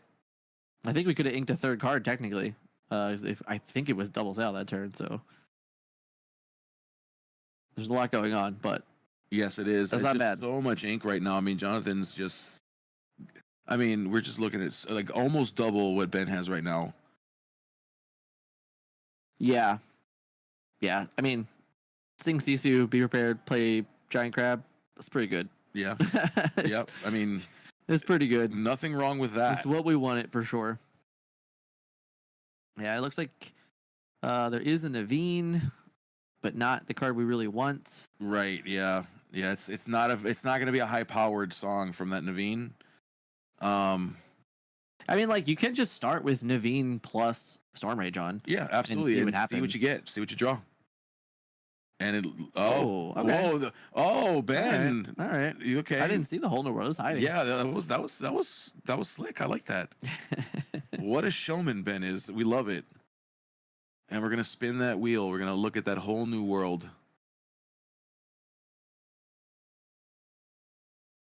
All right. There's another one. So Ben, of course, has a considerable amount of ink being Ember Steel. So much can still happen here. Yeah, we just got it. Sick. Oh, was Sick. Look at that. That's we the one just of. found it. Now we just get to turn our card sideways. All right. Okay. So good. Yeah, so we're gonna quest. So we are now tied 11-11. Mm-hmm. Yep, McDuck Manor when we Yeah. flip over to Jonathan's turn. I think the manor is already at 8 lore. It's crazy how much value he's gotten from that manor. I think it's 8. It's at least 6, but I think it's 8 now. That's crazy. Yeah, I mean either way, you're talking Like, just ticking away. a considerable amount. Like we definitely could just be like play control, play be prepared here, right? Was that a quest or was that? Yeah, that was a quest. Okay, so we do see a quest. I believe Jonathan's deciding. I don't know if he thought he had be prepared or not. Okay, he does have it. He Okay. does in fact have to be prepared. All right, I thought like maybe because it looked like he was gonna use the ice block for a second there, Yeah. and then decided against it. And I just want to shout, we've got 400 people in the chat right now. Wow. Well, check out you 415 guys. If people. you haven't hit follow yet, make sure you follow Southside Gaming. Yeah, please do. These are going on monthly, it seems. We just announced in March we'll be doing a 10K tournament cases on March 8th, just in time for the launch of the new Arcasia's Island. I'm glad you said it. It's set 7. Leave me alone. It's late. Leave me alone. I'm glad you said it. You're like, you do it. I don't know the name of it. Arcasia's Island. Love it. Sounds Yeah. great. I don't know if you're right or wrong. I'm okay with being wrong. I'm married. I'm used to being wrong. It's okay, guys. Yeah, we're always wrong. Yeah, we are always wrong. It is all right. Man. So it's me, Ursula, Rapunzel. Okay. I mean, that's a thing. Ben just did a thing. Put some characters down. Say, hey, I'm going to try to reestablish 18, my board. 19, 20. Kapow. Kapow. Yep, that'll do it. And we go to game 3. Where were Pete's at that game? Can we make sure that can we get a deck count? Make sure that we didn't lose all the Pete's? I can't believe we saw that many cards. I feel like I never saw one. Yeah, no, And I think there's 4 in here. All right. I saw 4. I was like, oh man, like where'd that card go? And we're getting questions about deck lists. We will be publishing the deck lists of the top players of this tournament. You will be seeing that on Inkdex. So just be on the lookout for that. Certainly catch them on the Forbidden Mountain. Yeah, and then this guy's going to talk about meta reports and all that stuff. And then so there, if you can't catch it here, you'll catch it there. Oh goodness. But yeah, I wanted to make sure that ended up. So again, just thank you to those that are in the chat with us, those of you that are watching along. Yeah, super active chat today. You guys are awesome. 20 people in this chat with us is so cool to be able to interact with every single one of you. Yeah, and, again, 137 down to 4 here. Yeah. So long day. It's 10:30. Dan, it's been been a pleasure. Fist bumps, right? Long day. Been so long. We're moving along nice and well. Yeah, it's been great. It's been fun. Jonathan and Ben are just smiles on faces. Just we love to see it, and we're gonna and the crazy thing is we're just gonna be back here tomorrow. Oh, it's gonna be fun. I just gotta keep telling myself, Dan, Forbidden Mountain is a good group. We love them, and it's gonna be fun. Oof! What a weekend. It's been wild. All right, so this is pre-mulligans. Yep. I don't see a ramp. No, but I see a cat. Jonathan Williams. I see a cat though, and that's pretty cool. A cat is cool, but I wouldn't be shocked if there was a large mulligan here. Yeah, 5. That was 5. Yep. 2. Oh, and I don't know 3. if I see some. Okay, there's a Tipo. 4. Maui. And he's like, yeah, I got 5, right? Yeah, he's like, look, I can ramp. There's a possible. Oh, yeah. Wow. The 5-card altar. Jonathan's face says the whole thing. He's like, thank goodness I drew that. He drew the line he was looking for. Jonathan's like, what is happening? Yeah, Jonathan's happy. He's excited. And then he got Ben over here is looking like a stone cold killer for a moment. Yeah, Ben's like, I don't know. If I was on Jonathan's side, if I saw Ben's face, I'd be like, I don't know. Maybe he doesn't have what he needs. Maybe I can win this. I can sneak this out on the draw. We'll see. Yeah, we'll see. We'll see. 2 solid games so far, though. Well, I mean, the first game was a little bit rough. Yeah. I mean, game 2 had some a really fair amount of back and forth, though, which is nice. It did, yeah. Oh, so Robin Hood. So we inked the John Silver Chef. Yeah. To play the Robin Hood. He's much better later. Now, sometimes you gotta get rid of him. Indicates to me not as strong of a start that as Ben might have wanted. I think it's safe to say that Robin is not particularly one drop that he wants in this position. No, yeah. I love the quest here. Like, this is saying, hey man, your Felicia's gonna eat my Robin. Yeah, let's go. That's cool. We're just gonna move on. Oh wow, yeah. If you look at Ben's, there's 2 whole new worlds in that hand. There was no yuck. shift line. That is yuck. So we're gonna flip over our ink cards there. Still, Ben. Pete's got to go down. There it is. Yep. Oh man! And all right. we drew Ben, kind of scoffing a little bit. Was that the Robin he drew? Sad. Oh, that is the worst feeling. Yeah, that just that's the part that I hate. That's the reason why I don't feed my Robin Hood to people, Dan, because of that moment right there. That's life, you know. It's like, why do I pack the big Robin Hood if I'm just gonna feed the little Robin Hood to Felicia? Yeah, I think in this particular hand, it's like one of those where like, oh, I don't know, like, can I get out of this game without it? You know what's Ooh. interesting though? I too? think so. Go ahead. I don't think he's gonna play Rapunzel here, and I think that you you just it feels so bad, but I think you just had to. Yeah, yeah. I think you just had to ink Rapunzel there, but that's tough. That is rough. Yes, I this is not the start that Ben wanted. I just think that like probably no matter what he draws this turn, it's gonna be like just ink Rapunzel that's now. So now I feel like he's rough. gonna be 2 turns behind, Yes. and the I mean, double wheel at this here. point, the whole new world only benefits Jonathan. It's just I don't know. It's just rough. Yeah, I mean, there's a world where like, hey, I can't win this game now unless I draw 7 cards. So Granted, know. yeah, but it just now, it granted, feels we bad. could draw Naveen off the top and be fine. You could. You could. Which is probably exactly what has to happen in order to turn this game around. But yeah, Yeah, they're just kind of punished a little bit there. Yeah, I mean, okay. So we see a McDuck. We do see that there was a Sisu. So I mean, granted, a whole new world at this point could also prevent a just like a dominance from Jonathan, depending on what he draws from the 7. But either way, I don't know if Ben feels It's too just hot a about this. Rapunzel. We ink. I just don't think you have a choice. Yeah, It's you just don't. kind of what You're you right. I mean, you don't have a choice. I mean, at this point, what are we looking for? We're hoping to draw what a Zeus to blast something. Like, what are we looking for here to try to keep us in the game? I mean, Zeus is like the only sort of answer, Which looks like that. Yep, looks like that's what was drawn. Yeah, Yeah. So we have a Zeus. but it's like that's not really the card in this position that we even want a Zeus. yeah, But it's like, hey, it's what you we have have. to. Yeah, Yeah. give him a Maui. That's cool. Now, granted, Ben does have 8 Lorb, so Ben has accelerated a little Yeah. bit. It's not bad. We're already at 7 though. I'd be curious what happens here. Yeah.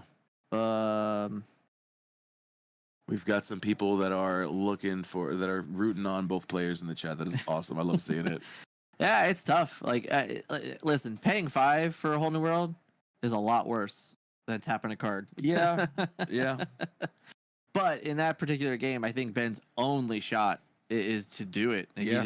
It's like, yeah, I just gotta have 7 cards in my hand next turn. Listen, I'm not blind to the fact that you do not want to get involved in a top decking contest with Ruby Sapphire, okay? Sure. Especially if you're rocking Amber Steel. Yeah.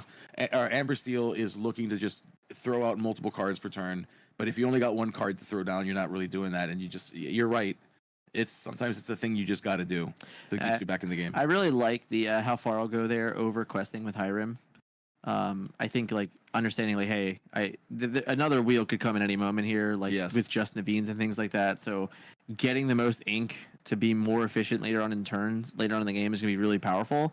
And I actually think that Vital Spear and Ice Block are pretty good right now. They are. So we don't want to just get rid of them. Yeah, it's just there's a Pete. All right, so we're gonna prevent any potential be prepareds. We do see again the reason why Ben went through the effort of playing that whole new world was to have cards to just say here's a bunch of cards at the same time. And so yes, we're seeing that. The issue here is in this particular. I mean, obviously we only technically can lose Robin, because like we're probably going questing. It's hard not to quest here. Yeah. Interesting. Okay. Okay. So I interesting obviously choice. this is kind of is what it is, but Ice Block plus Sisu wipes the board minus Pete. Yeah. So if that's what we get here, which is we're gonna dig for it, and we just have we it. just So drew I think the Sisu. game is pretty close to over. Yeah, that'll be it. It looks like we've got it is in fact Jover. Interesting. All right, so we are questing. And Jonathan's just gonna keep digging. Jonathan's gonna say, "Hey, let's see what else we can find." Yeah. I'm gonna just present more problems for you until there's just so much of an overwhelming, just kind of like threshold that you can do nothing. Yeah. I kind of just is what it is. I think we got to see the high roll and low roll of Amber Steel We in did. one matchup. We did, yeah, absolutely. Oh man. And so Ben's kind of, you see the look on Ben's face is kind of telling us the story. Like, okay, it's getting rough. Jonathan's smiling. Jonathan's way more relaxed. Yeah, I mean, board presence is everything. 100%. Yeah, absolutely. Unless you're playing Ruby and then you just be prepared everything. But And we show the whiff. yeah, Ben told me going into the top 8, his aerials were 0 for 7 on the day. So And in this matchup, they are 1 for 3. So You know, I hate 1 to for say 10 it, today. and I'd love It's to not hear from the great. chat. There is a subsect of people that are playing Steel Song, but they're saying we hate Aerial. Yeah, no one likes the feeling of playing a 2-3 vanilla. Yeah, That's yeah. it. I mean, she does sing, just so in defense, but Yes. you know, when she doesn't draw you a card, you feel pretty bad about it for sure. Yeah, someone in the chat, Rebecca's saying Ariel is a fake card. Yeah, yeah. Yes. I remember Ariel from way back, guys, and it was so much fun and so good. But it does feel bad when you don't find a card. Oh goodness. You know, Yeah. especially when your opponent's like, all right, I'm gonna pay 2, I'm gonna look at the top 5 cards, and guess what? I'm gonna pick whatever I want. You know, like Yeah. Right. Yeah. I'm gonna see an extra card and I get to choose whatever, and you're like, yeah, I just missed my Ariel. Cool, thanks, bro. Oh my goodness. All right, so we see the little Sisu plucking that Rapunzel. Brawl yeah. to deal with the Ariel, I'll tell leaving you the what, Pete. shout out to Ben for hanging out here, Yes. but this one's over. Yeah, I think Ben knows it. I think Jonathan is aware of it, but I think we need to get to that point to secure it. Yeah. It's tough. It's tough. Yeah, you just when you have it, you have it. Yeah. I mean that's kind of why you play Steel Song, I think, though. Yeah, to your point, But right? it's the same thing the same thing for Ruby's App here. Like, you just had it, you know? Yeah. Like, you just had it. We had it, and we got to control the game. Is that a gigantic Cindy? Play Lilo? Yep. Sweet. I think it's a big Cindy. I missed it looked I'm pretty sure it's big old Knight, stout-hearted Cindy. We do love a good stout-hearted Cinderella. I love the one from the D23. Yeah. Those cards look phenomenal. Yeah. I was a fan of the DLC promos. Those were so cool too. Yeah, they're very nice for So sure. nice, so cool. But when we're talking like a $900 difference, not wrong. That's fair. That's fair. Well, I think even the non-foils were great. I do like. No, yeah, I'm saying I really like the inked looking foils. Like I think they're just really cool. Yeah, those are cool. Wow. Two Did we just Maui play half shark. double Maui shark? Yeah, That's pretty Jonathan's good. just like. I mean, this is just rough. Yeah, Ben's just hanging out for stream, guys. He's here for content. He wanted to play just for content. Yeah, Ben's a good sport. He's already There it dead. is. Yeah. Here's our big friend. Yeah, like the Lilo can't even quest because I think No. is there a Pirate's Life in the bin? I didn't see it. I don't remember, but you clearly yeah. just can't sacrifice to it. No, it's rough. But this looks like a turn that the game could be over, right? Yep. So 10, 13. 3 Maui half sharks. Jonathan, please. We're making Let- fun of Ed for triple libraries and triple Yeah. castles. Here we are with triple shark. Holy moly. And I'll And we vision gain gain 3. from a Go to vision 12. of the future. So 13, 14, 15. I mean, at this 16, point, you just string 17, the vision 18. of the future Any together. action wins the game. Yeah, a Yeah. pirate's life. That's one Any heck of an action action. wins the game. So a pirate's life is good for 5 lore and -2 to Ben. So he actually has to exert. Yeah. Yeah, not a perfect. problem. Gain 5, Game -2. Game 5 quest with Sisu. GG's. GG. Yep, and that'll do it. Yeah. Ben, great job to both players.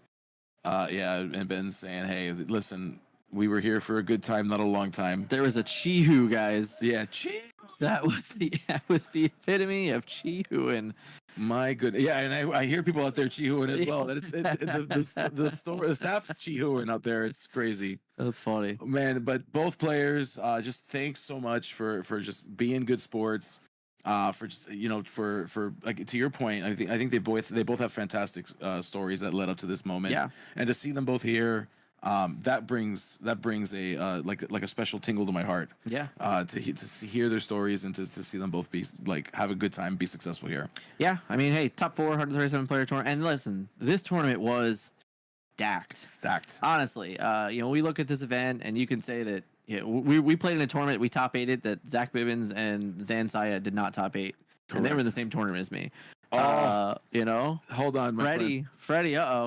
Excuse me. Oh boy. Excuse me. Oh no. Look how The excited you are. Illuminati, okay, is in the top. We don't exist, so let's start there. That's not a real thing. That's how the Illuminati works. I know how it works. Shh. Just throw the triangles up with me. Okay. Just throw the triangles up with me. Okay. Freddie has made it to the top of this thing. I am excited to see Freddie versus Jonathan. And This Freddie is got gonna in on the be- bubble match. He did. You know, in Freddie, the bubble, find himself in the finals. Yes. Oh, yeah, Hector, thank you for making it out. That's Adios. Hector saying goodbye to everybody. Are you back for the 5K tomorrow? Maybe. Depends. Yeah, you know what? That sounds like me. Depends on my wife too. I understand. I feel, yes, I get that feeling. However, we are about to witness I think the culmination of this entire tournament. Ultimately, we're going to see Ruby Sapphire versus Amber Steel. Again. And so looking at the brackets, my melee math is bad, but who gets the seeding here? Who gets to go Oh, first? Is it Jonathan? I I forget how this works. actually don't know. I could be. think Freddie was 5. For those of you asking, the build that Freddie is on is your traditional Steel Song build. Yeah. So you're looking at aerials, you're looking at the whole new Jonathan world. will It's have just the the traditional play. Steel Song build. Jonathan's 3. Freddie was 5. Okay, so Jonathan will get to Jonathan go will have first. Jonathan seeding. was 3rd seed going into this. Freddie was, you said 5th seed? Yeah. So Freddie was 5th seed, which means Jonathan will get the opportunity to go first, which means Freddie, in order to eke this out, will have to take a game on the draw. Yeah. Which means Freddie needs to figure this out. Yeah. Somebody does. Somebody does. Because if not, Jonathan will get an application along with Ben to the Illuminati. Oh. I'm kidding. Everybody's getting invitations. Yeah, it doesn't exist. Something but doesn't exist. yeah, everyone's getting invited to something that's not real. It's a secret, guys. Yeah. Don't tell anyone. Don't tell anyone about the Illumineers. Ugh. We love it, and so we are going to be showing that game in just a second. They're getting set up now. They're getting the both players are getting situated. So we are going to be going to that game shortly. We're going to take, let's call it a minute break, barely. Yeah, So again, we'll if you see. want to We'll get see. some Okay. more water, There's a chance that Jonathan might have wanted to like get up for a moment, you know? yeah, he So, might. Yes, maybe he also needs to use the restroom. and also not wash his hands. So, But Freddie won't appreciate that. couple minutes at max for sure. Absolutely. All right. All right, We'll be so back, guys. We'll take a short break. We'll be back in probably a minute or two.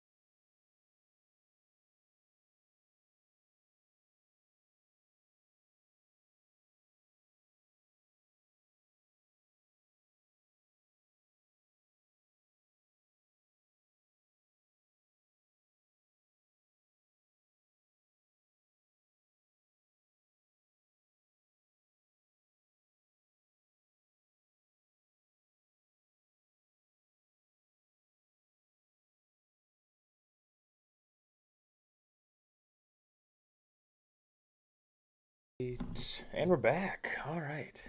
Just in time. There we go. All right. We're just gonna mute that. All right. Back just in time. No black eye either. My wife, she's a pretty nice lady. All right. I'm gonna open my fortune cookie though. So don't mind all the here. All right. That last match was pretty rough. For TFM, Jonathan running that. Hey, thanks, Toby. Let's see what my fortune is. So here's my question for you guys. Do you eat the cookie first and then read the fortune, or do you read the fortune and then eat the cookie? What's your guys' thoughts on that one? But it is. Oh boy, this is a good one. Don't miss out on your chance to win big. I don't think that's the fortune though. I think this Saturday, let go of worries and embrace the present moment. All right, I'm on board for that. Yesterday's history, tomorrow's a mystery, today's a gift. That's why it's called the present. So there you go.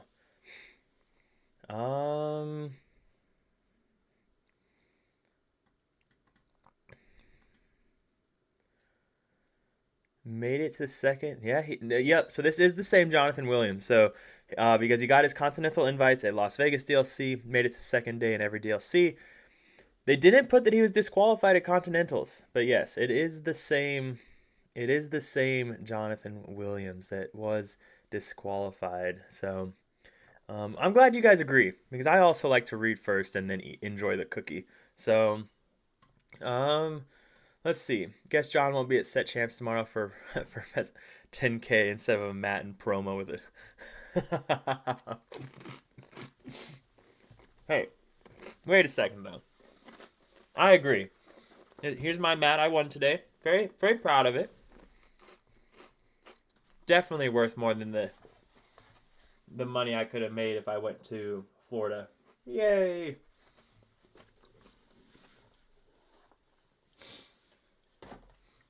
But I opened it downstairs with the wife, so. Oh, does he? Okay. Ooh, how was that a big? Well, let's talk gossip, because who doesn't love gossip, right? Was that a big topic of discussion for a while when he got back from NA Continentals? I'd imagine. Hey, thanks, Toby. Ooh, and we're on. It's still just best of 3, no best of 5 like Continentals. Where he's still on the ice blocks. It's a much easier matchup for him. Freddie, he has Lilos. Uh-oh. Come on. Yeah.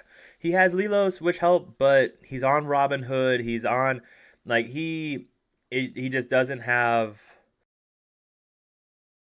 This is not the Steel song list you would want into Red Blue, or into this version of Red Blue. So Freddie has his work cut out for him on the draw. Like, he probably has like a 30% chance to win this match, but we're all rooting for him because no one wants to see Red Blue win. Like, it was just BS, but people believe they do on Red.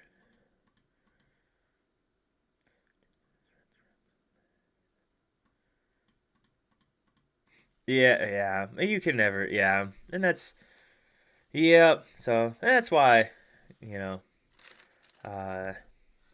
gossip's fun to listen to, but I just don't, you can't ever put any worth into it. Unless you were there, you'll just never know. Ooh, that feels good. Daisy trigger to send the Pirate's Life to the bottom, and that feels really good knowing that that Pirate's Life is gone for the rest of the game. That is really nice. So, Freddy has an interesting choice here. Yeah, you have to ink the Robin Hood because you want to go Piglet here. And now he can just start going Smees. He's guaranteed 1 trigger off of the Piglet for 3 lore, and then next turn he can go Smee and Baby Robin Hood. So things are looking really good for Freddy right now, actually. So, Roger, sir, you're not allowed to dislike Amber Steel. on the Meyer Madness channel. No, I do. There is a metric ton of Amber Steel right now. I actually wasn't going to feature any Amber Steel or any Diggy Diggy Holeless in particular in my last Scar recap video, but Lorcana the Sorcerer has been a part of my Discord for a really long time, so I had to showcase his. But yeah, no, there's a lot of Amber Steel running around right now. It is wild. Thanks a lot, DeCandio. So, double Piglet feels great.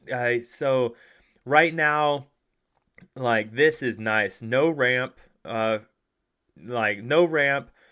Nothing to Vitalosphere. So he's guaranteed another 3 lore here. So he's gonna get 3, 4, 5, 6 lore here. That feels super good. Vitalosphere to the bottom. Man, that Daisy is putting in work right now. This is amazing. We love to see it for Amber Steel. And then I didn't see what he inked, but does he still have double Smee? Inks Ariel to play double Smee? Is it? Oh, if it is, that's game over. Oh man, oh my goodness. There's literally nothing Jonathan can do. Literally nothing at this point that he can do.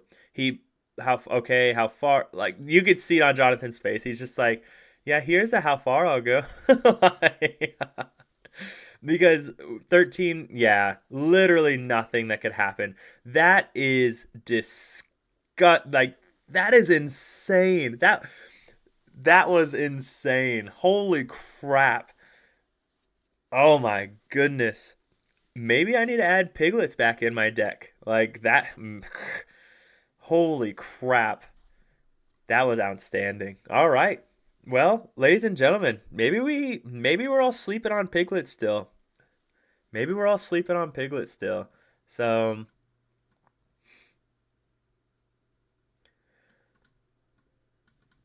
come on, internet. There you go. Yeah, Marcus, and I don't who knows? Like really, like who knows? And that's why, like, yeah, who knows? And that's just it. So it anymore, it just becomes you choose who you want to believe and leave it at that. So, but man, that was wild. That was crazy. Yeah, game 1 solitaire. That was to have a start like that with traditional Steel Song though is like there was literally nothing. Yeah, I mean because here's the thing, like if he would have had Tipo on turn 2 into like Grandma Tala on turn 3 or how far I'll go, like Grandma Tala on turn 3 and then singing how like there's so many other things, but he bricked really hard, didn't have ramp on 2, like all the things he didn't want to see. But that's the story of a Steel Song player's life into Red Blue is your biggest win con is hoping that they brick. Like which is feels really bad to say. So um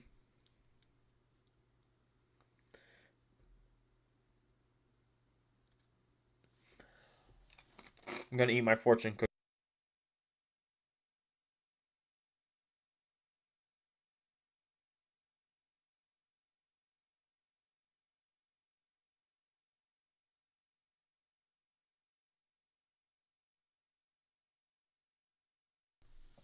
All right.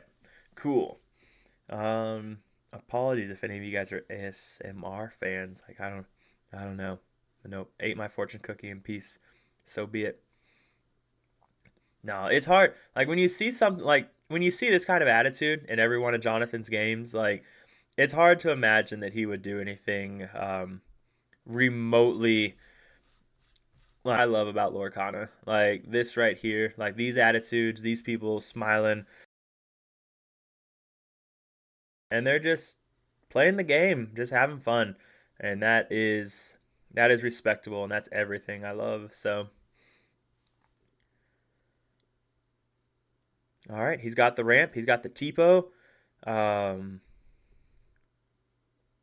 Interesting to go Sail. Does he go Sail to get the Vitalosphere down? Because now he can drop Yeah, so now he can drop Grammatala next turn. No, goes the Popsicle. I guess, yeah, Grammatala, well, that's interesting.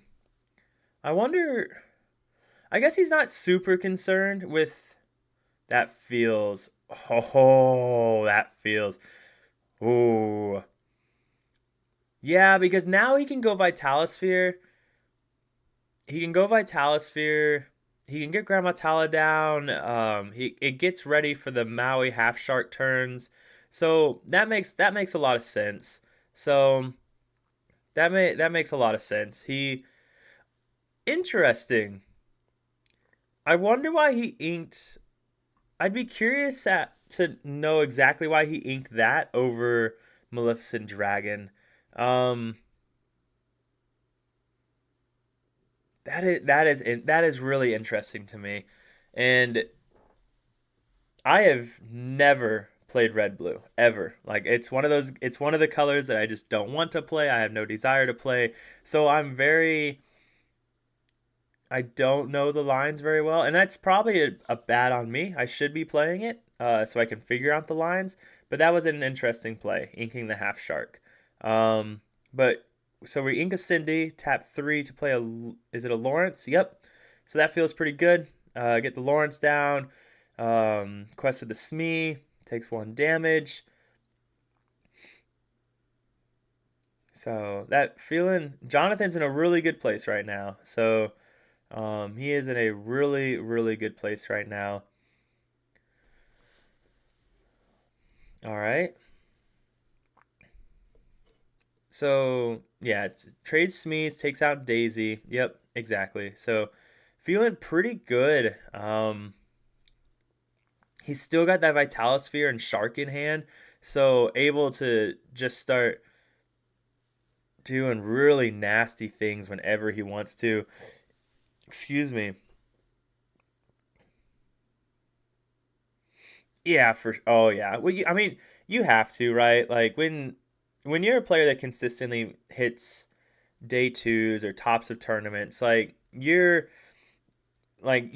always thinking those, like 3 turns ahead, that kind of thing. Um and because that's what you have to do to be at that top level is those big brain plays as we call them. So,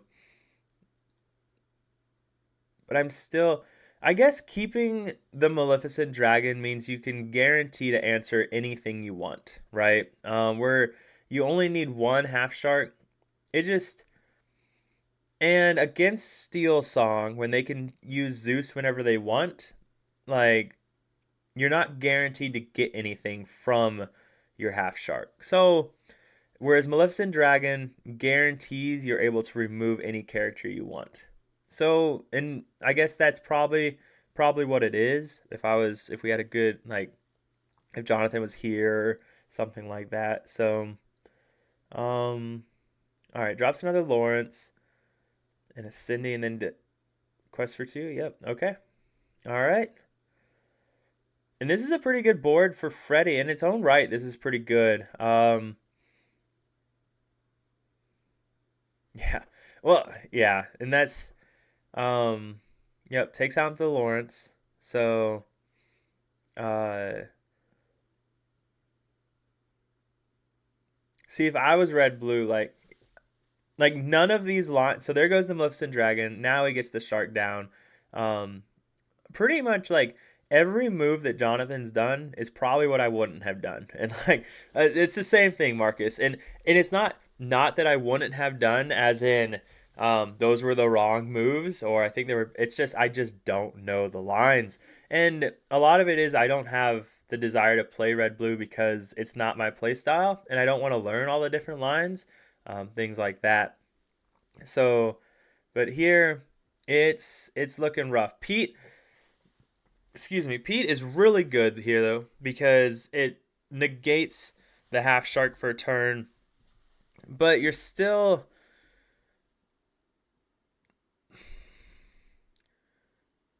so he has a strength in hand. Now if he can play 2 characters next turn, he can deal with the Maui half shark. And that feels pretty good. So All right, Grandma Tala gets some digging.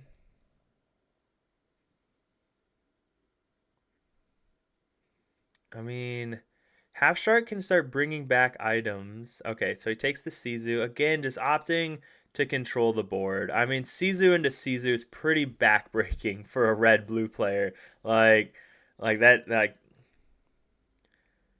All right, so let's see what happens here. Do we have two characters? What's in his hand? What's in the box? Okay. Oh, another Pete. All right. That feels pretty good. All right. So needs one more character. He can take out the half shark. Yep, just quests, get those easy lore.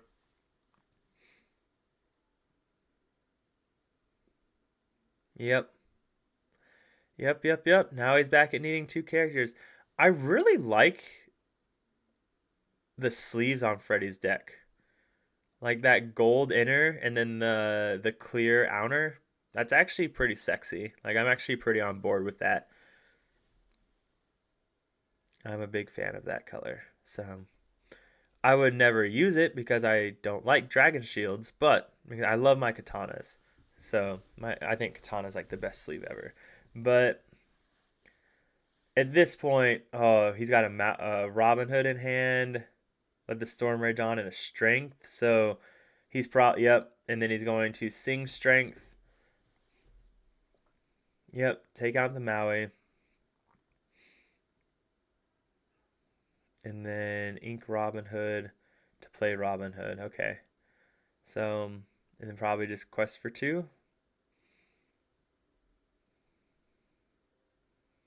I mean, is there I don't think there's any reason not to quest for 2. Like, yeah. Like you might as well, because at this point if Jonathan wanted to clear, he could do like, what's in his hand? Pirate's Life. Okay. I mean, do you need the Fortisphere? Could you just slam down Flaversham if you really wanted to? Or is he thinking about...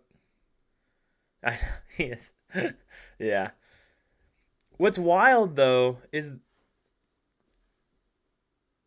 it's not super over yet for Freddy. So, well, that manner is not good. And the fact that he has Pirate's Life in hand is not good. Because he can clear the board, right? No, he can't clear the whole board. He can clear everything but the Robin Hood. So,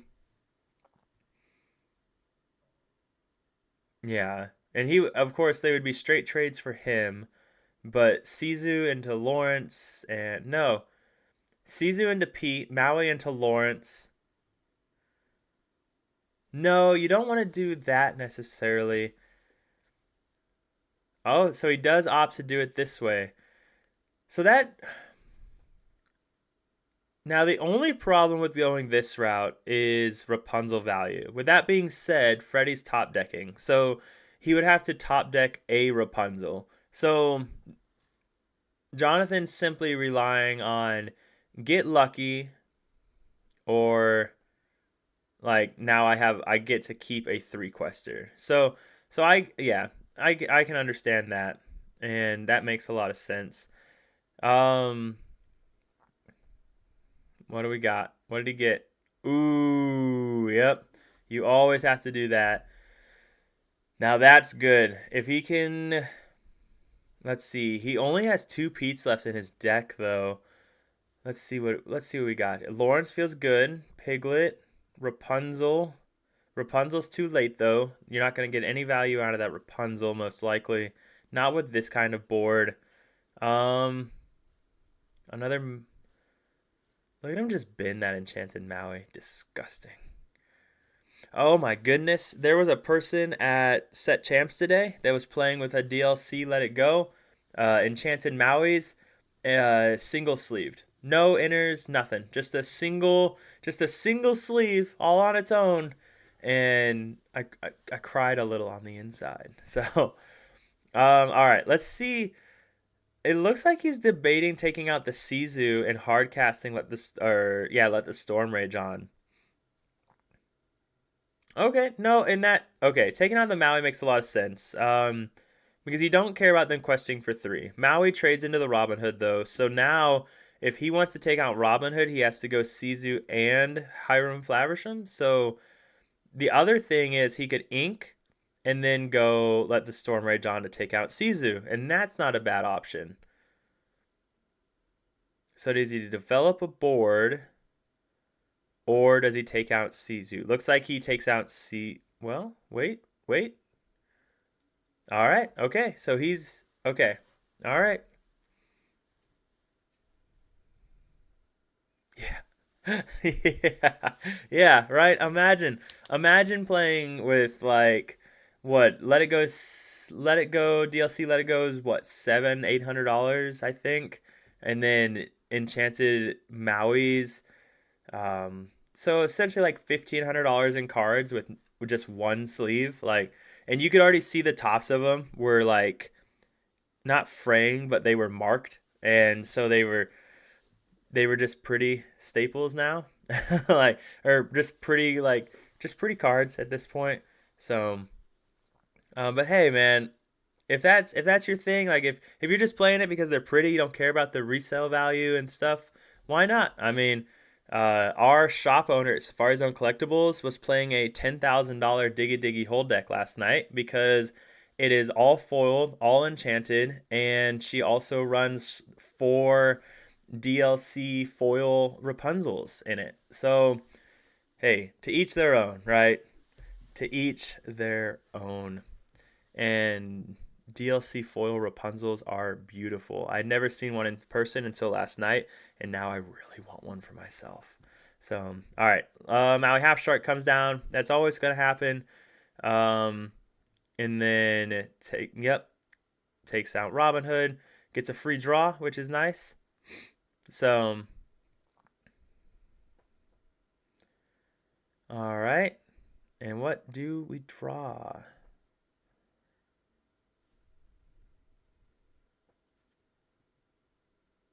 Yeah, yeah, Mark. So, yeah, no, one of the person who actually took first today that took first at the set champs was playing single sleeved Enchanted Maui's, and they're playing a single sleeved DLC Let It Go. Um, so yeah, wild, right? Like, well, why not spend the extra $5 to just double sleeve your deck? And I just think they feel better when they're double sleeved as well. But hey, that's just me. Again, they're a lot of people will refer to their cards as just tools. So who cares, right? And to each their own. I would never do it, but to each their own. Okay, Let It Go's the Sizu. You have to at this point. That Sizu's just gaining too much lore, so you have to go that route. Um, looks like debating the aerial, which is interesting. Oh, inking the aerial. Okay, that makes me feel better. Because playing the aerial would have been really weird. All right, Gaston, I really like that. It's not brawlable. You're only sitting at 10 lore though still, which feels really really bad. We got a Rapunzel in hand, Zeus. So we have answers in hand. The aerial lets you dig for another wheel. The problem is Jonathan hasn't drawn a lot of cards off of Flaversham yet, and they didn't play a sale, so they didn't draw anything off of sale. So decking Jonathan out isn't really an option right now at all. With that being said, yeah, so 12 Maui trades. So, this is going to be interesting. It is far from over. And what's wild is this is only game 2 with Freddie on the draw. So, the cards sit better in the sleeve with perfect fits. I agree. I 100% agree with you there. I think they sit better. They don't slide around as much. I think they feel better. I think they shuffle better. Like, everything about them feels better when you have the extra card in there. So, um, yeah, and this is the issue is once they slam that manor down, decking them out no longer becomes an option, because you just don't have enough time to deck them out anymore. If if Freddy wants to go that route, he has to take out the Manor. But at that point, if you have enough on board to take out the Manor, you're probably better off questing anyways. So it's Freddy's in a really odd spot right now. That Brawl feels really bad too because now Brawl can take out Rapunzel if he does play a Rapunzel. You can just see it on Freddy. That was the last thing that Freddy wanted to see was that half shark, because he just gets punished right away. And I don't know if we've seen a Pirate's Life yet. So what does he bring? Oh, he has played a Pirate's Life. Oh, he probably discarded it off of Wheel. Man, oh, that feels bad. That's pretty much the writing on the wall at this point. That feels really bad. So, oh man. All right. Well, because next turn Jonathan goes to 13. He goes to 13, 14, 15. Pirate's Life gains 3 to go to 18. And then he sings How Far I Go to go to 19, and then probably gets an action to go to 20. Like that, oh man. Just rough. Just, yeah. Because he sings How Far I'll Go with Flaversham. He digs with that. He has Grandma Tala to also dig and get something he can sing with Maui. So that is most likely game. Now, well, never mind. He has a Zeus. So looking at Freddy's hand now, because I have a hand cam, crazy, right? Freddy can Zeus the half shark, right? So that feels pretty good. That gives Freddy a chance still. Now, okay, he does have a strength as well. So that's really good. So he's left with 1 ink though. Inks the Rapunzel because he's gonna hard cast Wheel next turn. Unless the Ariel lives. If the Ariel lives, that feels really good. Ooh, there's the big Sisu. So that, oh, jeez. And then, of course, gain the 2. Was he at 11 or was he at 13? I'm sure they didn't forget the 2 lore. Okay, so sings the How Far I'll Go. Oh, the Popsicle. I mean, you just always take the Popsicle, right? Just get the 2 draw. Okay, no, takes the Visions just to guarantee, right? Because now he can guarantee he gets to search for whatever he wants. 16. And you can't even sing Wheel now because you have to Zeus the Sisu. Like, but yeah, at this, like, there's nothing. There's absolutely nothing that they can. But it's wild that this is only game 2, and now we're gonna go into game 3 for Freddy, and he's gonna be on the play. He's gonna be on the play, and we saw what he was able to do. Yes, sings Wheel. All right. Why not? Right? Why not give him a Pirate's Life? Okay, double Brawl. No Pirate's Life. All right. So he hardcast Zeus to take out Sisu. Ink something, or did he already? Okay, he must. Oh, he already inked the Rapunzel this turn. So, all right. Well, all you need is a shark, a half shark, and an action, or a Pirate's Life.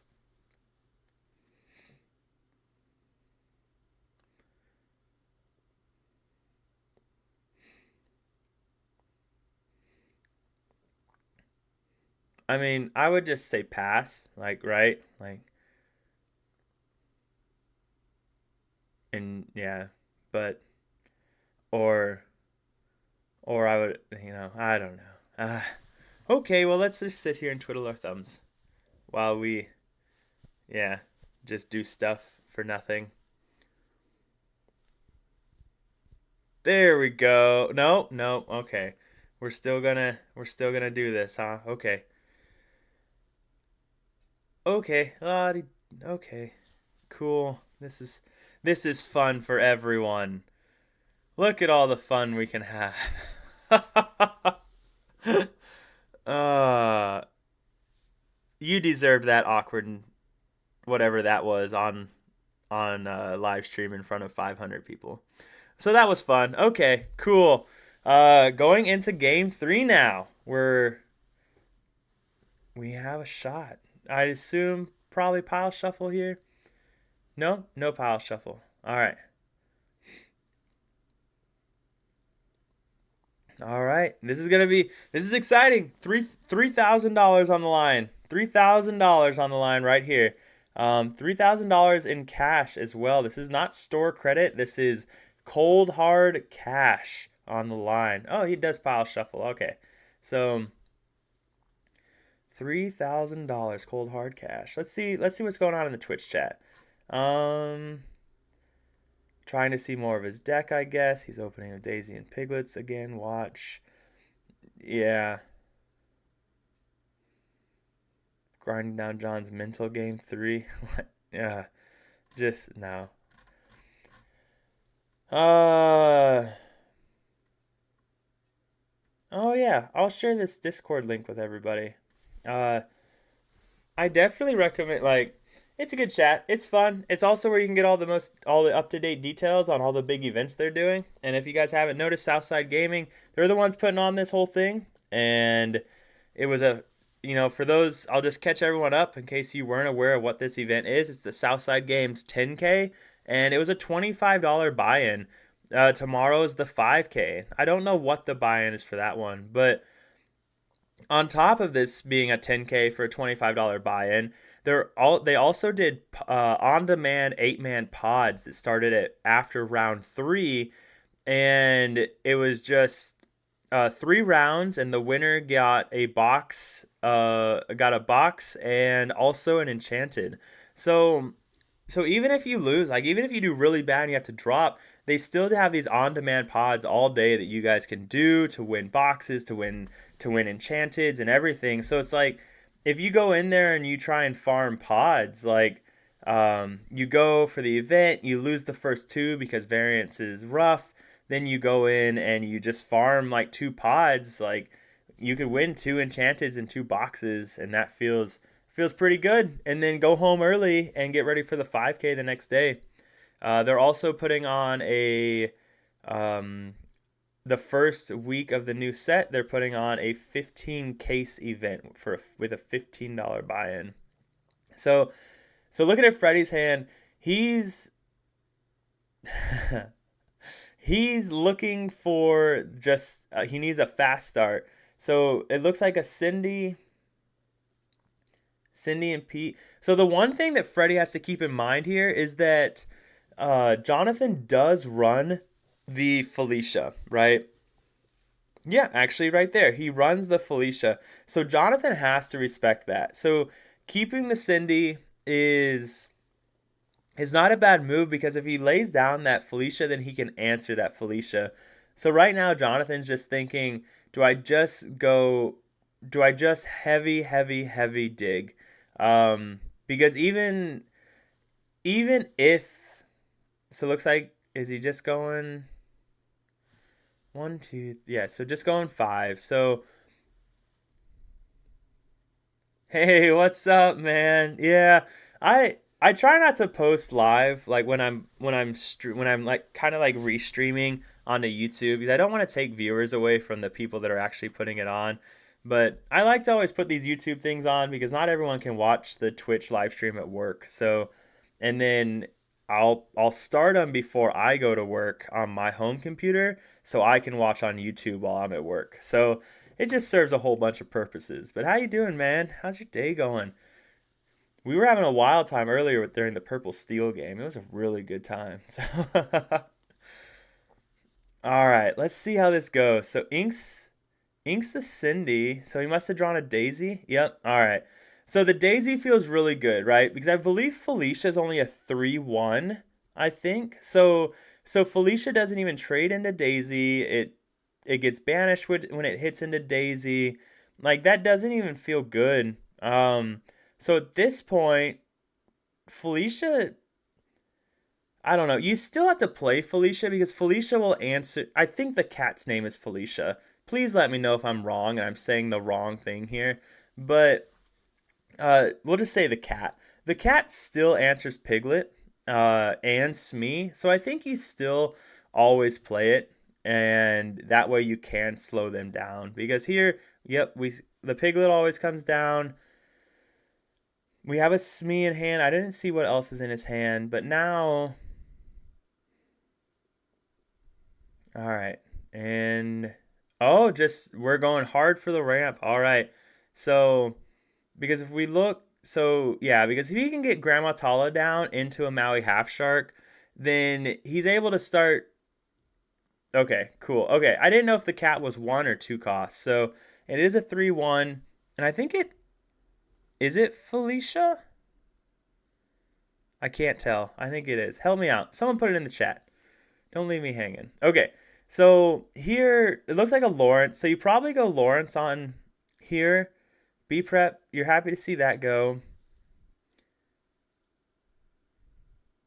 Oh, yeah. 100%, man. And that's always what you want to see. Here, though, you always go Lawrence, right? And then next turn, you can go double Smee, which is pretty close to what we saw last. Like when he on the first game, where except he went Piglet Robin Hood on turn 3. Now, he might... Okay, looks like he's going to Ink Arrow and just go full aggro, which I think it is the Felicia. Sweet, yes. So, yeah, he's just going the full aggro route. He's saying, you know what, screw it, let it happen. Because next turn, he drops the double Smee. So next turn, he's questing for 1, 2, 3, 4 to go to 11. And then double Smee, questing for 4 there. So it is getting close. It is going to be really close.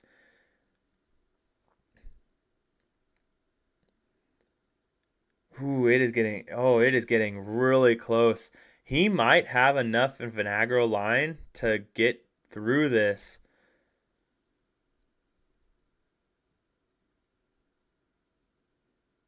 Ooh, oh boy, oh boy, oh boy.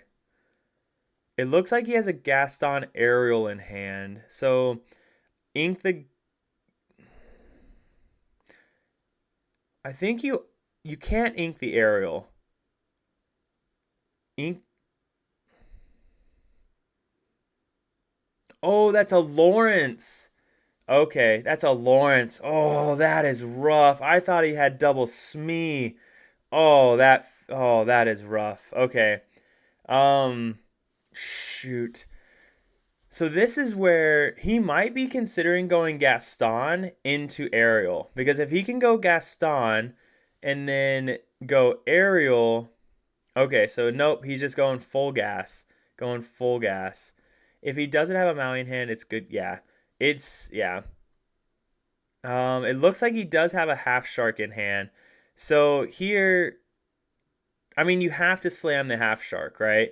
Like, well, if he's at 4, he inks the 5, plays Tipo to go. Nope, that's not enough for Sizu, right? Because he's at 4, 5, plays Tipo, goes to 6. Yeah, so he doesn't have enough to go Tipo. So I think you just have to throw down... I think you have to throw down the Maui half shark here.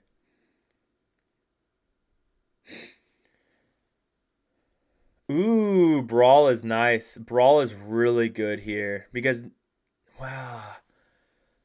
I mean, Brawl buys you time, right? Whereas Maui half shark, yeah, Brawl buys you enough time to get to Big Sizu. But the problem is Big Sizu doesn't help you with Lawrence's. Like, so I don't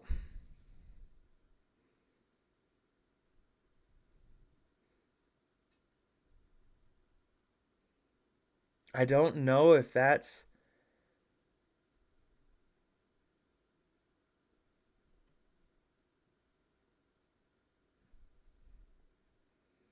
I mean, yeah, so I mean you have like Yep. So there goes the daisy. So he quests for 4 here to go to 15. Grandma Tala and Tipo trade into a Lawrence. Is that a Robin Hood in hand? I mean, ooh, ooh, ooh, ooh, ooh. It would feel nice to get the Robin Hood down because I think you have to. You still go Ariel Smee, like ink the Robin Hood, go Ariel Smee, and hope that you hit a whole new world off of the Ariel. Because Ariel Smee is giving you 3. So if you quest for 4 here and go to 15, and then next turn they go Sizu and Tipo into 1, you have 17, 18, 19, 20.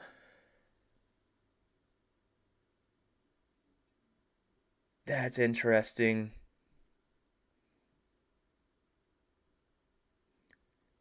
Because he would have had lethal on board if he'd gone Ariel Smee.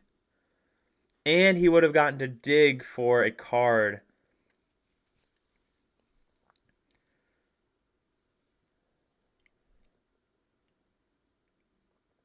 Huh. Does he have to slam pirates? I mean, because right now he has 19 on board because Tala and Tipo always trade in, right? So they always trade into a Maui. See, I mostly like so Ariel Smee guarantee showed lethal on board, and it also lets you dig for a wheel, which you really, really, really, really want at this point. Um,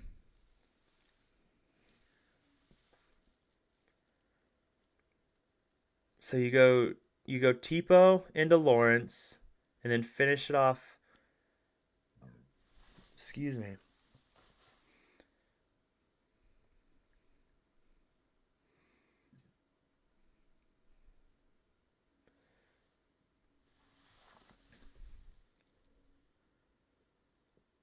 So Tipo Brawl, and he goes to 19.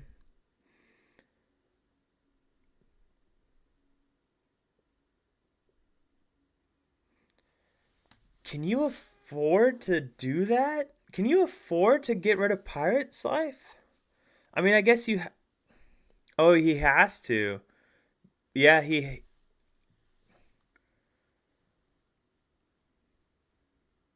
so he goes to 19 here.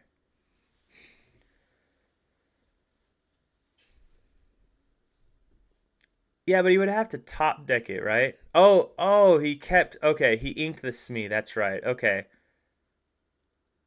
For whatever reason I was thinking he inked the okay. No. Okay.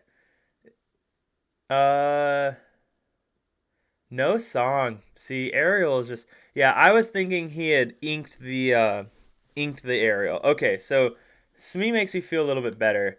But what's crazy is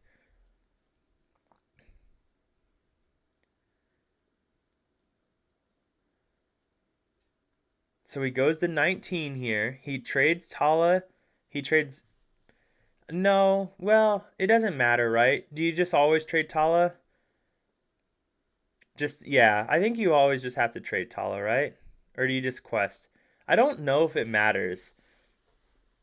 I guess if you trade Tala, you keep him from singing How Far I'll Go with both of them. But because at this point he has to. At this point it has to be B prep. Like that's the only.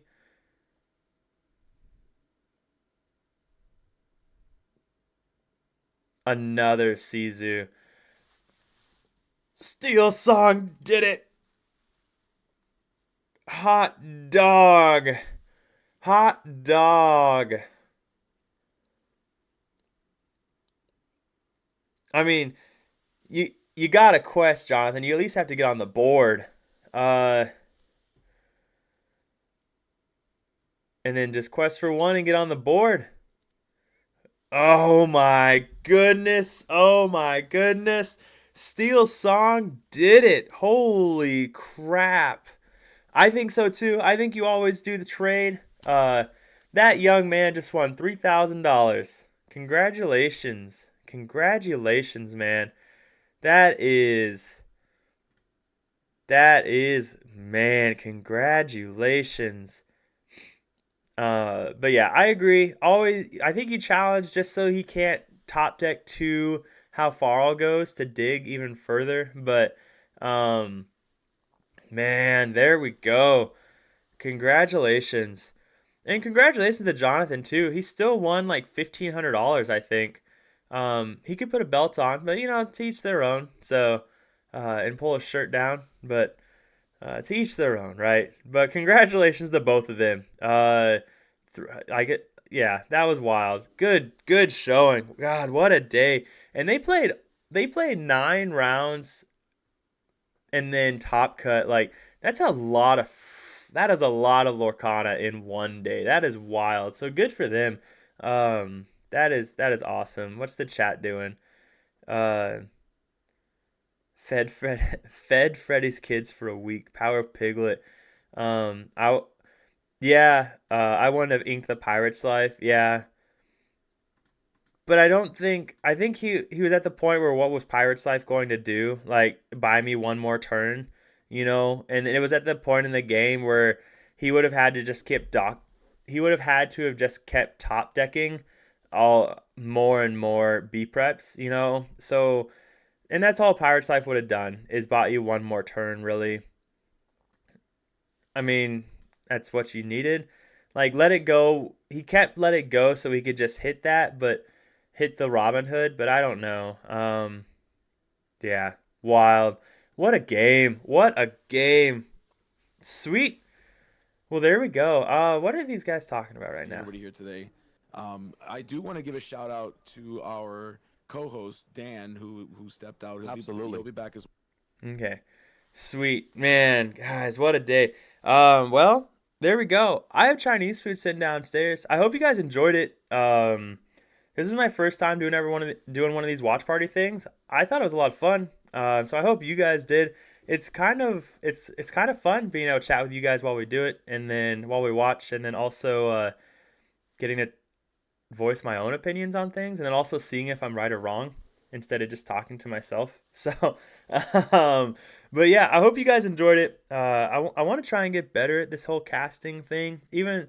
And this is I think this is one of the best ways for me to do it. So look at this guy. But yeah, ladies and gentlemen, I have some Chinese food downstairs, and because my wife's favorite Chinese place was closed because I stayed up here, I owe her a foot rub. So I'm gonna go give her a foot rub. I appreciate you guys so much. This was a lot of fun. I really enjoyed it. Good luck tomorrow and to everybody that might be at the 5K. Good luck to everybody that is going to a set champs tomorrow. And I'll have the live stream going again tomorrow as well for the 5K. So if you guys want to hop in here or stay in the Twitch chat, because I will only be doing the watch party for like probably the first round before I go to my set champs. And then I'll be back from my set champs for finals and stuff. So yeah, my Iron Man brother, Toby, thanks for being here, man. Always appreciate you. But to the rest of you, thanks for being here. Saucy, thanks for joining. Paul, if you're still here, all you kings. But until next time, everybody, remember, if you win a mat this weekend, or if you get a scar with just a super off, like if you win a mat period, send me your decks. You can join my Discord, message me on Facebook or 20 lore, and send me your deck list. I'd love to talk about it in my weekend recap. Or if you get a scar with something just super off meta and awesome and spicy, shoot me the deck list, because that's the stuff that I enjoy talking about even more. So yeah, that was crazy aggro. That was very crazy aggro. But yeah, guys, I enjoyed this. I really did. Thank you so much for being awesome. You guys make this everything. But until next time, remember,